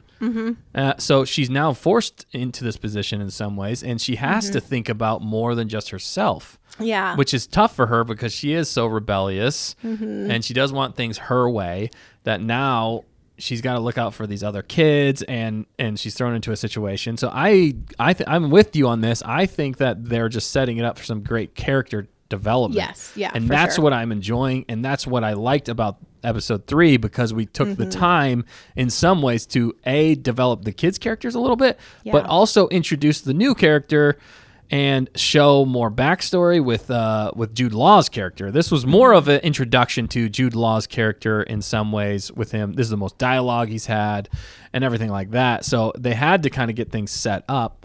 So for it to be filler, I don't think it's necessarily filler. I think it's more, again, setup, kind of what they did for episodes 1 and 2. They're laying the groundwork for a great story, and we're already getting fun elements, and they're doing it in a way that is still fun and exciting and engaging, because we're all watching until the end, and then we get to the end and we're like, that's it. Oh man, I want more. Yeah. I just Yeah. want to know more of the story. Yeah, for Yeah. sure. Oh, sorry. Dan. No, go ahead. I was just gonna say, yeah, because more on Fern. She does ask questions, and so it shows her vulnerability, that she doesn't know it all, and she is still, questioning or second guessing herself. There are times where, yeah, when they were shooting the gun turrets or whatever, Yeah. and he said, "Oh, I got him," and she's like, "No, that was my shot," or something. That was Yes. a bit. A little bratty-like yeah, in some bratty ways. kid Yeah. again. All about me. Yeah, and knowing Disney, unfortunately, they can lean too much into having, the strong girl boss and kind of Omega. and Like then telling putting down everybody. yeah, and then putting down the boys or the men in the series. So you Yeah. got to watch for that. But I'm still hopeful that in the end we'll like her more as just part of the crew. Yeah. She won't be a standout. She'll just fit right in. It's not all about just one character in this. Yeah, and it shouldn't be. And it's funny because like starting off, you're like, oh, Wim's the main character. Yeah. But now at this point, it's like, no, Wim. He's the but gateway. He's He's- the mess maker on Yeah. Atten that got this started. Yeah. He's not really the main character at this point, though. It doesn't feel like He's like they're all like you're saying. Yeah. It's a whole crew. It's an Yeah. ensemble. Yep. It's like for sure. rebels, and Yeah. he's kind of more the Ezra of the group. Yep. I guess you could say the troublemaker. Yeah. So he is the catalyst, like you're saying, Dan. It's kind of like Andor was more of just the catalyst for things, Well, not and, exactly and the whole like show line. Luke was the catalyst. He was obviously the main character. Right. But we met Obi-Wan, who had to get him to the next part. And then we met Han Solo and Chewbacca, and then we met Yeah. Leia. Fern reminds me of Leia, and I feel like that's who they're modeling her after, Yes. a young Yeah. Leia. Yep. Remember So this? She Remember has this? potential, and she has the potential to be that, like you said, like a leader. Once we see her grow and realize she can make mistakes, and I think they're going to do as much as they can to help these kids, grow and actually show character development, Yeah. unlike a lot of the other Star Wars properties, Disney Plus Star Wars shows. So I think they have a lot of potential. Yeah. Good directing, good writing. Yeah. And it shows with their character development and the way they handle character, pacing, action, so many different things. They're just that they're. Would we be more excited about this show if it didn't come out after? That's kind of the point that I wanted to get back to real quick before we move on, because we did say at the top is Ken Skeleton Crew Astrogate beyond Disney Star Wars apathy, because I do feel like there's a ton of Star Wars apathy at the moment. And by apathy, I mean like people just don't care enough anymore. It's not the hot, exciting things. I remember a time when anything came out Star Wars and people were losing their minds and they were like, you haven't seen that yet? What is wrong with you? At this point, though, in Disney, Lucasfilm, Star Wars, I know a lot of people that are waiting to even watch this show to find out if it's even worth watching. Like they're like, I'll wait and see what everybody says. I'm not really that excited. I believe it's because of Disney, Lucasfilm, and how bad they've handled all of it moving forward, and then also the Acolyte. But I bet if we got this show immediately after season 2 of The Mandalorian, I think this show would actually be flying way. I think this would have been a way better continuation, and I think people would have been on cloud 9 for this. Yeah, we would for have been sure. super excited. Yeah. Yeah, I don't know if Because it continues that quality. it does. I don't think it can overcome the apathy that people have. I agree. Yeah. It can step it in the right direction. Perfect. Yep. What happens when you've Yeah. been wronged? You don't all of a sudden the next day you're just like, okay, everything's great again. Yeah, you don't Yeah. immediately regain that trust. Yeah, I think you have to. That takes time to rebuild, and especially in a entertainment space like Star Wars, where they had a good 30 years of 40 years of quality stuff. Yeah. That's a long time. So, but now we're going on a long time of questionable undoing of that 30 or 40 years. So it's just hard. It's hard because it's such an interesting thing when it was George Lucas's mind doing all this, and you try and hand it off to a corporation that had Disney always made low budget garbage Disney special movies on TV, Disney cheap, cheesy TV shows that kids sometimes like, but it was kind of low intelligence, Now you're handing off the greatest property and entertainment, like you said, created from the mind of George Lucas, off to this entity. And of course they're going to step in it, and they're going to make a big mess most of the time. But it takes somebody like a Kevin Feige who did it with Marvel, or a Jon Favreau, how he started that. Right. But Kevin Feige really shepherded all of the Marvel stuff, Right. and held it together. And Filoni kind of started doing that as the heir apparent. He tried. He tried, but he's not. I think He's not Feige. No, I think He's an animator. No. Oh, wait, Filoni or Filoni. Favreau? Filoni, Oh, sorry. okay. I thought you Filoni said Favreau. and Favreau. Favreau just does a bunch of stuff. He's not he was in Marvel. He still Well, cared a bunch of Marvel, but I think that Favreau is actually who led Kevin, and he started it, and he gave the reins off to Kevin Feige and gave Kevin Feige more of a guide, and he's been helping that universe when it was super popular, and then he switched over to Star Wars, and I think they wanted him to do that in Star Wars, and he tried, but he ran into the biggest mistake in all of Star Wars, which is Kathleen Kennedy being in charge. And I believe that's what happened and totally derailed his plans to make it more like the Marvel Cinematic Universe. right. Personally, but I'm sorry. Right, but Go ahead. Feige connected everything. He connected did. everything brilliantly to a point. Right. Of course, it was still Disney. Of course, there were still questionable things. There were some misses in there, but there was a stretch where it was incredible. It was absolutely And the apathy of Star Wars right now is a result of most of this Disney Plus era. Yeah. The movies were bad enough, That was already bad, yeah. and They that did hurt. not start off strong. That hurt, but there was still some buzz. But then you dropped out of that into Disney Plus, which started off with Mandalorian, which is great. Mandalorian season 2, which is great. Then Book of Boba Fett, we're like, what is this? This is not what? And then you went on to Obi-Wan. Oh, this is not very. And then, the Clone Wars season 7 was incredible, but Bad Batch was not that level. So then we, for the first time, were introduced to what happens if Star Wars makes subpar content.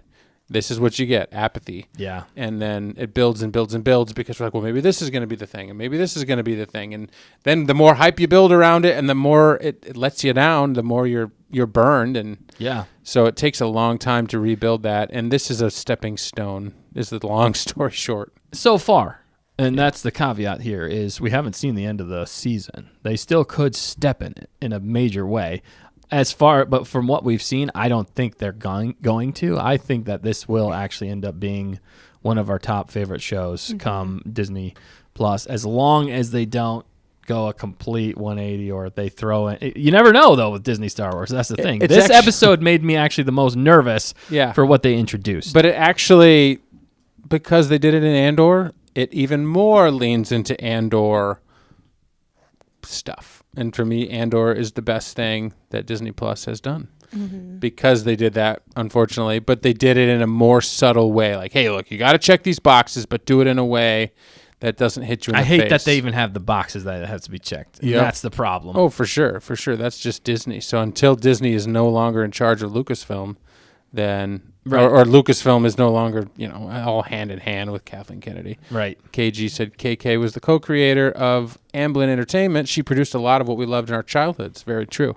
So putting her in charge made sense in the beginning, but I do believe it's past time she retired. Yeah. I mean, it just because she's good at something doesn't necessarily make her good at running it all. Like, And forever. again, like we were talking about, like places, like knowing who can run the ship, who can fly the ship, who's good at this, who's good at that. We're seeing a lot of that mismanagement going on, and the buck stops with her. So it's just been mishandled. But I'd say, to your point, in some ways, though, going back to 2010, I mean, Disney was the most profitable of franchise, or Disney company was one of the most profitable companies when it comes to entertainment during that time. So I could see why George thought it was a safe bet, and then they immediately went the wrong direction. And that's when everything's really started to fall apart, was after the end of the 2010s. So, but during like 2008, around that time, that was around like Iron Man 1. That was whenever the MCU was really starting to get into a better zone, and he was like, oh, they're handling this with care, they're doing a great job, and he's like, I want Star Wars to live on way past me, and I want it to be in good hands. And that at the time also gave him the most amount of money for it too, so it makes sense. But in the same regard, most everybody called it before. They were like, Disney is going to ruin Star Wars, Lucasfilm, and those people were not wrong, because we've seen Star Wars at its peak where it couldn't miss. I mean, there's still some misses, but it's tricky. Star Wars is actually trickier than a lot of people think, because you go too cheesy and it's gone. You can't come back from that in some ways. You go too far this direction, it's hard. So you got to stay in the zone of what makes Star Wars great. And I just feel like for the last 12 years, they've been going way off the rails, and it's just gotten almost worse and worse with some good hits here and there. But I agree with you 100%, Dan. This is a step in the right direction. I think they took a tiny step backwards for a part of this in what they wanted to push. Again, those check boxes, it seems like. I hope they can get around that and not have to address that hardly at all moving forward. But I do agree with you. I think this is the step in the right direction. But is it enough? I think we're going to have to wait until this season ends for us to finally know if this is going to actually make a dent in the apathy that is Star Wars right now. Yeah, I think they're on their way so far to rebuild the galaxy. That was a good one, That too. was a really good one, too. Exactly. So Not enough people saw that. Exactly. And like you said earlier, a lot of people are waiting to see this one, or they're busy with Christmas, I think KG said, or just a lot going on right now. So it's a bad time. But it's a hopefully tough time, word yeah. will spread. And, us, doing our part to spread the word about the positives going on. And we'll hopefully bring the Star Wars community back together. Yeah, and I feel like the more you talk on. to Star Wars people, the more they're on the same page. Everybody's kind of like, Book of Boba Fett wasn't great. That was kind of weird. Mandalorian, the first 2 seasons were pretty good. The third one was kind of like, Everybody just kind of has the same feeling. General, Acolyte, I don't know. And like the farther, some people like walked away from Star Wars after that, for sure. Some people walked away after Obi-Wan. They were burnt so bad. Yep. Some people walked away after Boba Fett. So as you Last Jedi. Jedi. I think you had the biggest split. As soon as you destroy enough of the characters that Star Wars has created or is, that's what happens. Yeah, exactly. You can't undermine them and expect people to hang around forever and keep coming back. Because it's like, why would I invest? Like, why would I invest in Jude Law? He's not my favorite character. Luke Skywalker's my favorite character, but you guys destroyed Luke Skywalker. I'm not going to forgive you. It's like, it's hard. But if you love something, if you truly love something or enjoy it, you'll find some glimmer of way to return, I think, eventually. Well, because this will end. I have hope that this era of Star Wars, because there have been eras in Star Wars that we haven't got that much, and it was more the fans keeping it alive. And I do believe that the fans are keeping it alive. Yeah. And they always have, because it just captured so many of us, our imagination, our hopes, our dreams, what we want to be as humans. We want to be heroes. We want to be the heroes of our own story, and it gives us hope, and it helps us be better people, I believe. That's what Star Wars has done for so many people. They're like, what would a Jedi do? What would Luke Skywalker do in this situation? I mean, who hasn't thought of that as a kid or, who grew up with Star Wars? It's always about doing good, and there is a clear good and evil. But I think there will be a time, I know there will be a time where they will course correct because they can't go any further. And maybe not 100%, but maybe into the 90% of what made Star Wars great. And I think when that time happens, watch out, it's going to be the biggest franchise in the galaxy again. But it's going to take time, like Dan said. And I don't know if it's going to happen under this regime. But, we're going to be here for it because we love Star Wars and we can't stop talking about it. And is why we have this show. And we know you guys love talking about it too. It's been a blast talking about the Skeleton Crew and so many things that we've gone into. Deep mysteries, the bad characters, the good characters. Mostly good characters. Mostly good. If there's something we can laugh at, that always helps. There was something fun to laugh at in this one. Gave you some memorable moments. Yeah, and you can see the intentions or the clever thoughts and all of the creativity that they poured into the show to connect to all these unique things and actors and voices and droids. All of it is what we want. Yeah, because you want to dig into those Easter eggs. This feels, as well as the story. Yeah, and this feels so much more like Star Wars. Yeah. Than at least this feels like people who love Star Wars did this show. Yeah. That's what it feels like more so. It might not be like 100% Star Wars, but it's like their own little twist on Star Wars, but they obviously are treating it with respect, and they're like, no, we're going to make something truly great because we love Star Wars, and these are our ideas, and we're going to put it into that, and it's totally getting our imaginations going. We're having fun. We're on an adventure again. We're seeing it through the eyes of kids. They're coming of age. It ticks off a lot of the Star Wars boxes, and that's why it's really beginning to, I think, bring some people back. I don't think it's enough so far.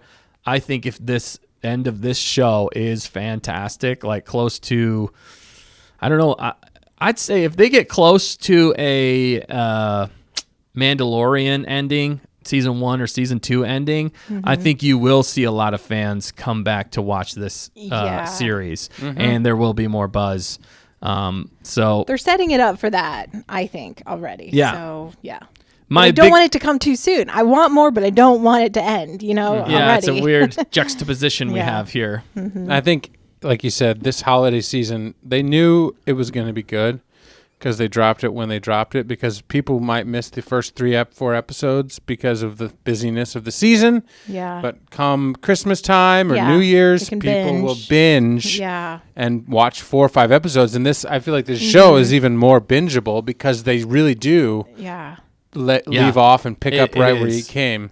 Skip that, recap because you just watched it, Right. and just roll through 5 or 6 episodes, and it's like 2, 3. They're longer, a little bit longer episodes. I appreciate like that. Yeah. Yeah. And they're not fluffing it up. They're giving you the meat of the story, but they're giving you meat. They're giving you nuggets of the mystery meat. They're keeping you intrigued. Yes, they're doing just enough to keep you on the edge of your seat, and again, well directed, well acted. I like the music. I feel like the music is Theremin. Did you hear the theremin? was that what that when was? they got to the yeah. moon? Oh yeah, It was 100% of theremin. So weird, Yeah, but also it like was. nostalgic at the same That's time. I did funny. love that. It was good. It's all been a solid package, Yeah. and I think it's a win. It's becoming a strong win, and I think it has a chance to catch up to Andor. But Yeah. thankfully, this is leading into Andor season 2 in April or March or whenever it comes out in the spring. Is And it? Yeah, when is that? I think it's April. I think it's April. I'm significantly more excited about Andor. Fact But checker, if when's this, Andor coming out? Can you check Andor season 2? Yeah, isn't it? but we've been in the Dark Ages, May and I'm or hoping April. that this is the beginning of the bright times, the good times. April 22nd. Yes. So we'll finish this in like January. You'll have a little time to breathe, and then get hyped for Andor season 2, and then you're gonna have 2 back-to-back wins. Yeah. in my 3 opinion. back-to-back wins if you count Rebuild You the count Galaxy. Rebuild the Galaxy. I do Yeah. count that. I That do one too, was epic. yeah. And then And I will show my kids that one. And there's going to be a lull, but if The Mandalorian and Grogu is coming out in 26, then after Andor finishes, you'll maybe have a year of a dry spell, or they'll drop something else in there. Ahsoka's probably going to come. I'm guessing Ahsoka's going to come out in. Oh no, that'll have to come out 26. Right. Or So 27 because they're filming Oh, it yeah. A long ways April away. You're right. 2025. So they there's- might fast track that one though, depending on how. Right, but think of it this way: Movie. if they got don't know. a win in Skeleton Crew, a win in Andor season 2, you can ride with not much for like a year Yeah. until the Mandalorian and Grogu movie. You're better off doing that Right. because then you don't throw something bad in there like Obi-Wan season 2 or Obi-Wan. or I don't know, some of these other stuff, Boba Fett, I don't know, whatever it is.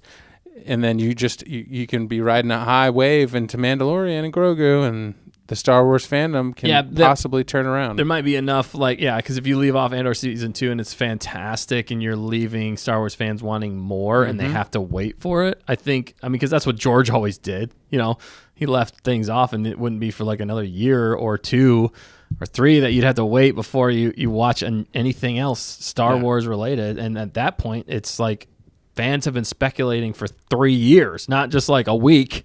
It's like, no, fans have been speculating for a long time. But the thing though, is it has to be good. Yeah. It has to be good. If you leave off on a sour note or on something that people really didn't care about, then that's going to be tough. But I mean, I still think there's enough goodwill for the Mandalorian and Grogu, and just the fact that we're going to be getting another Star Wars movie. Yeah.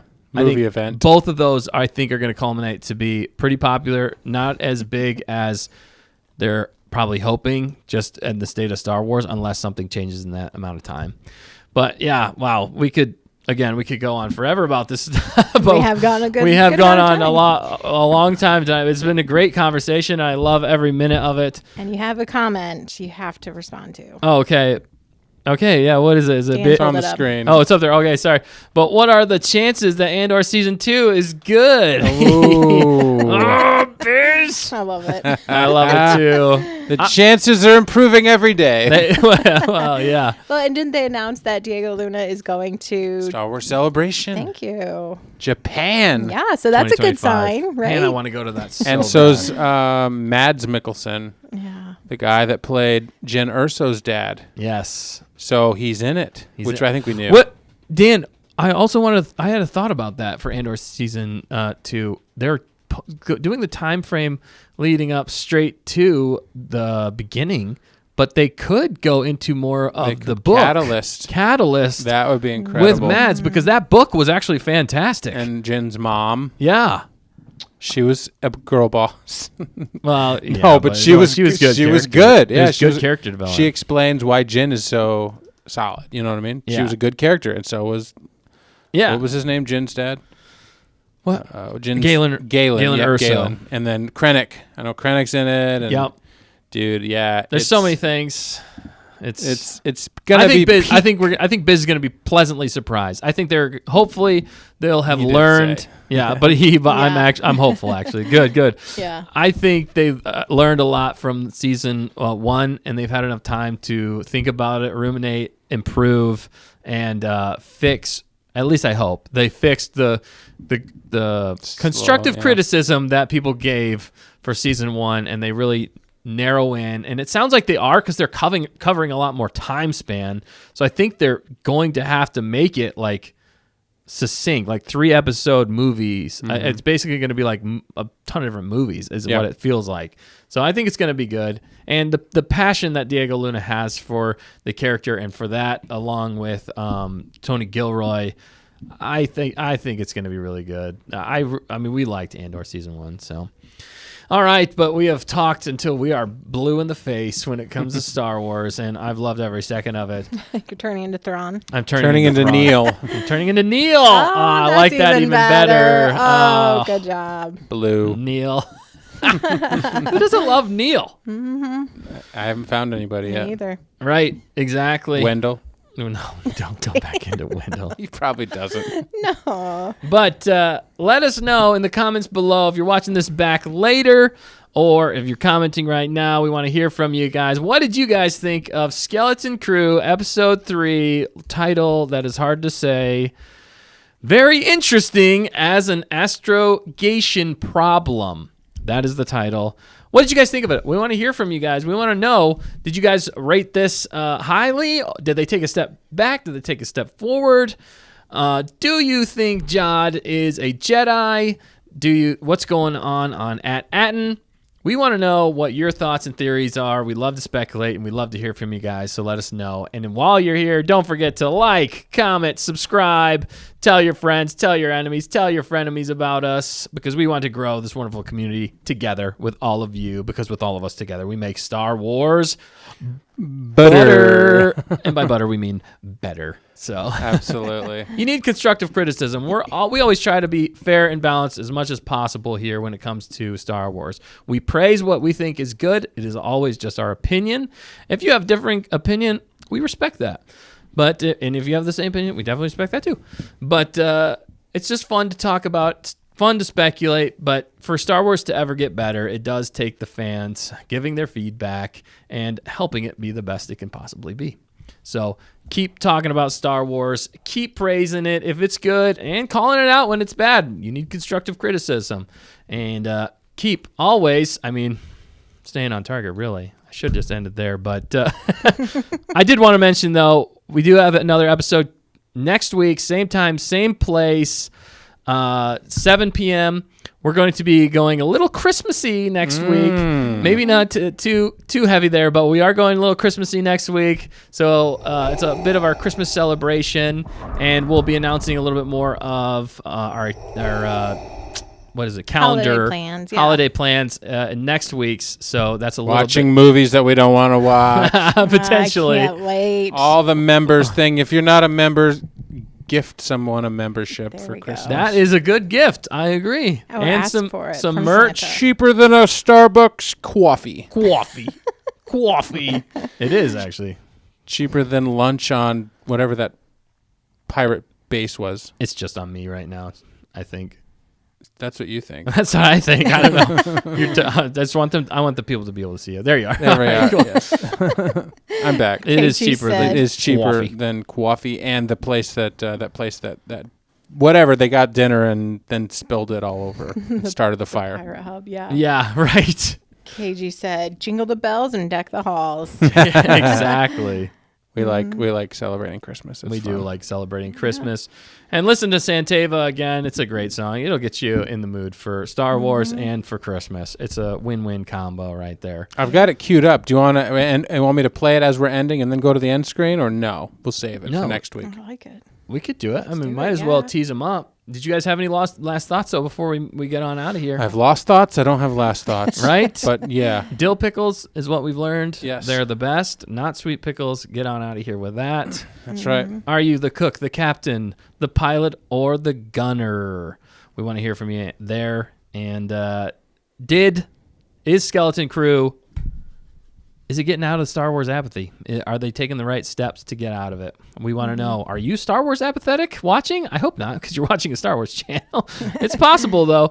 happens. Have we hopefully got your thoughts on it as well? And let us know below. We want to hear from you. All right, cool. Hit me with Santeva, Danny, All right, and then we'll be out. and we'll be out. See you guys next week. Don't forget to always stay on target. See you next week.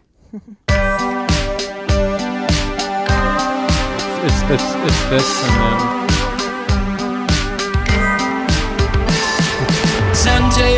Santeva, rotund jolly guy, flying through the galaxy in his T-65B. Santeva, he and Trapper Wolf, patrolling the outer rim and they're in hot pursuit. Din and Grogu, trapped in an icy cave. Thankfully, Santeva is here to save the day. Gives the gift of freedom, lets them go on their way. Hops into his starfighter, and now we all will say, oh, Santeva, a rotund jolly guy, flying through the galaxy in his T-65B. Santeva, always on patrol. You better be good this year or he will give you coal. Now some time has passed, an entirely brand new show. Carson's Santeva is everywhere you go. He's following the cookie crumb trail of every single plot. He sees you when you're sleeping, and he knows when you are not. Oh! That's creepy. That is. I don't like it. Santeva, a rotund jolly guy, flying through the galaxy in his T-65B. Santeva, always on patrol. You better be good this year or he will give you coal. Oh, Santeva, rotund jolly guy, flying through the galaxy in his T-65B.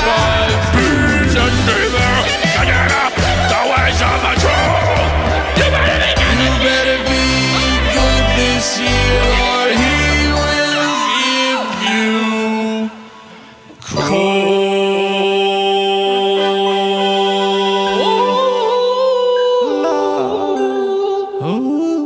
Oh. That's just creepy. He knows when I'm awake. I don't like it. What a weirdo. Santeva.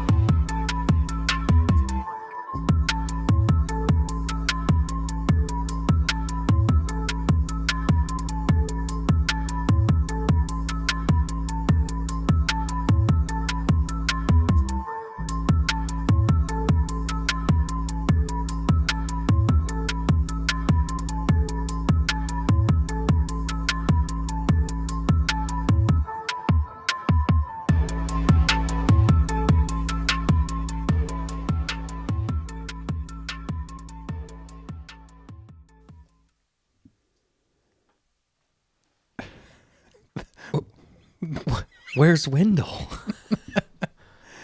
I don't know. When- When is Wendell? I'll do you one better. Why is Wendell? That's the question. That's actually the biggest question in Skeleton Crew. Yes. When is Wendell going to do something spectacular? I don't know. But Wendell, what'd you say?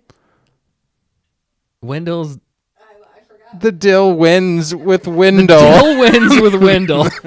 Oh my goodness. Wow. Why, Wendell? Why? All right. Bye, Wendell.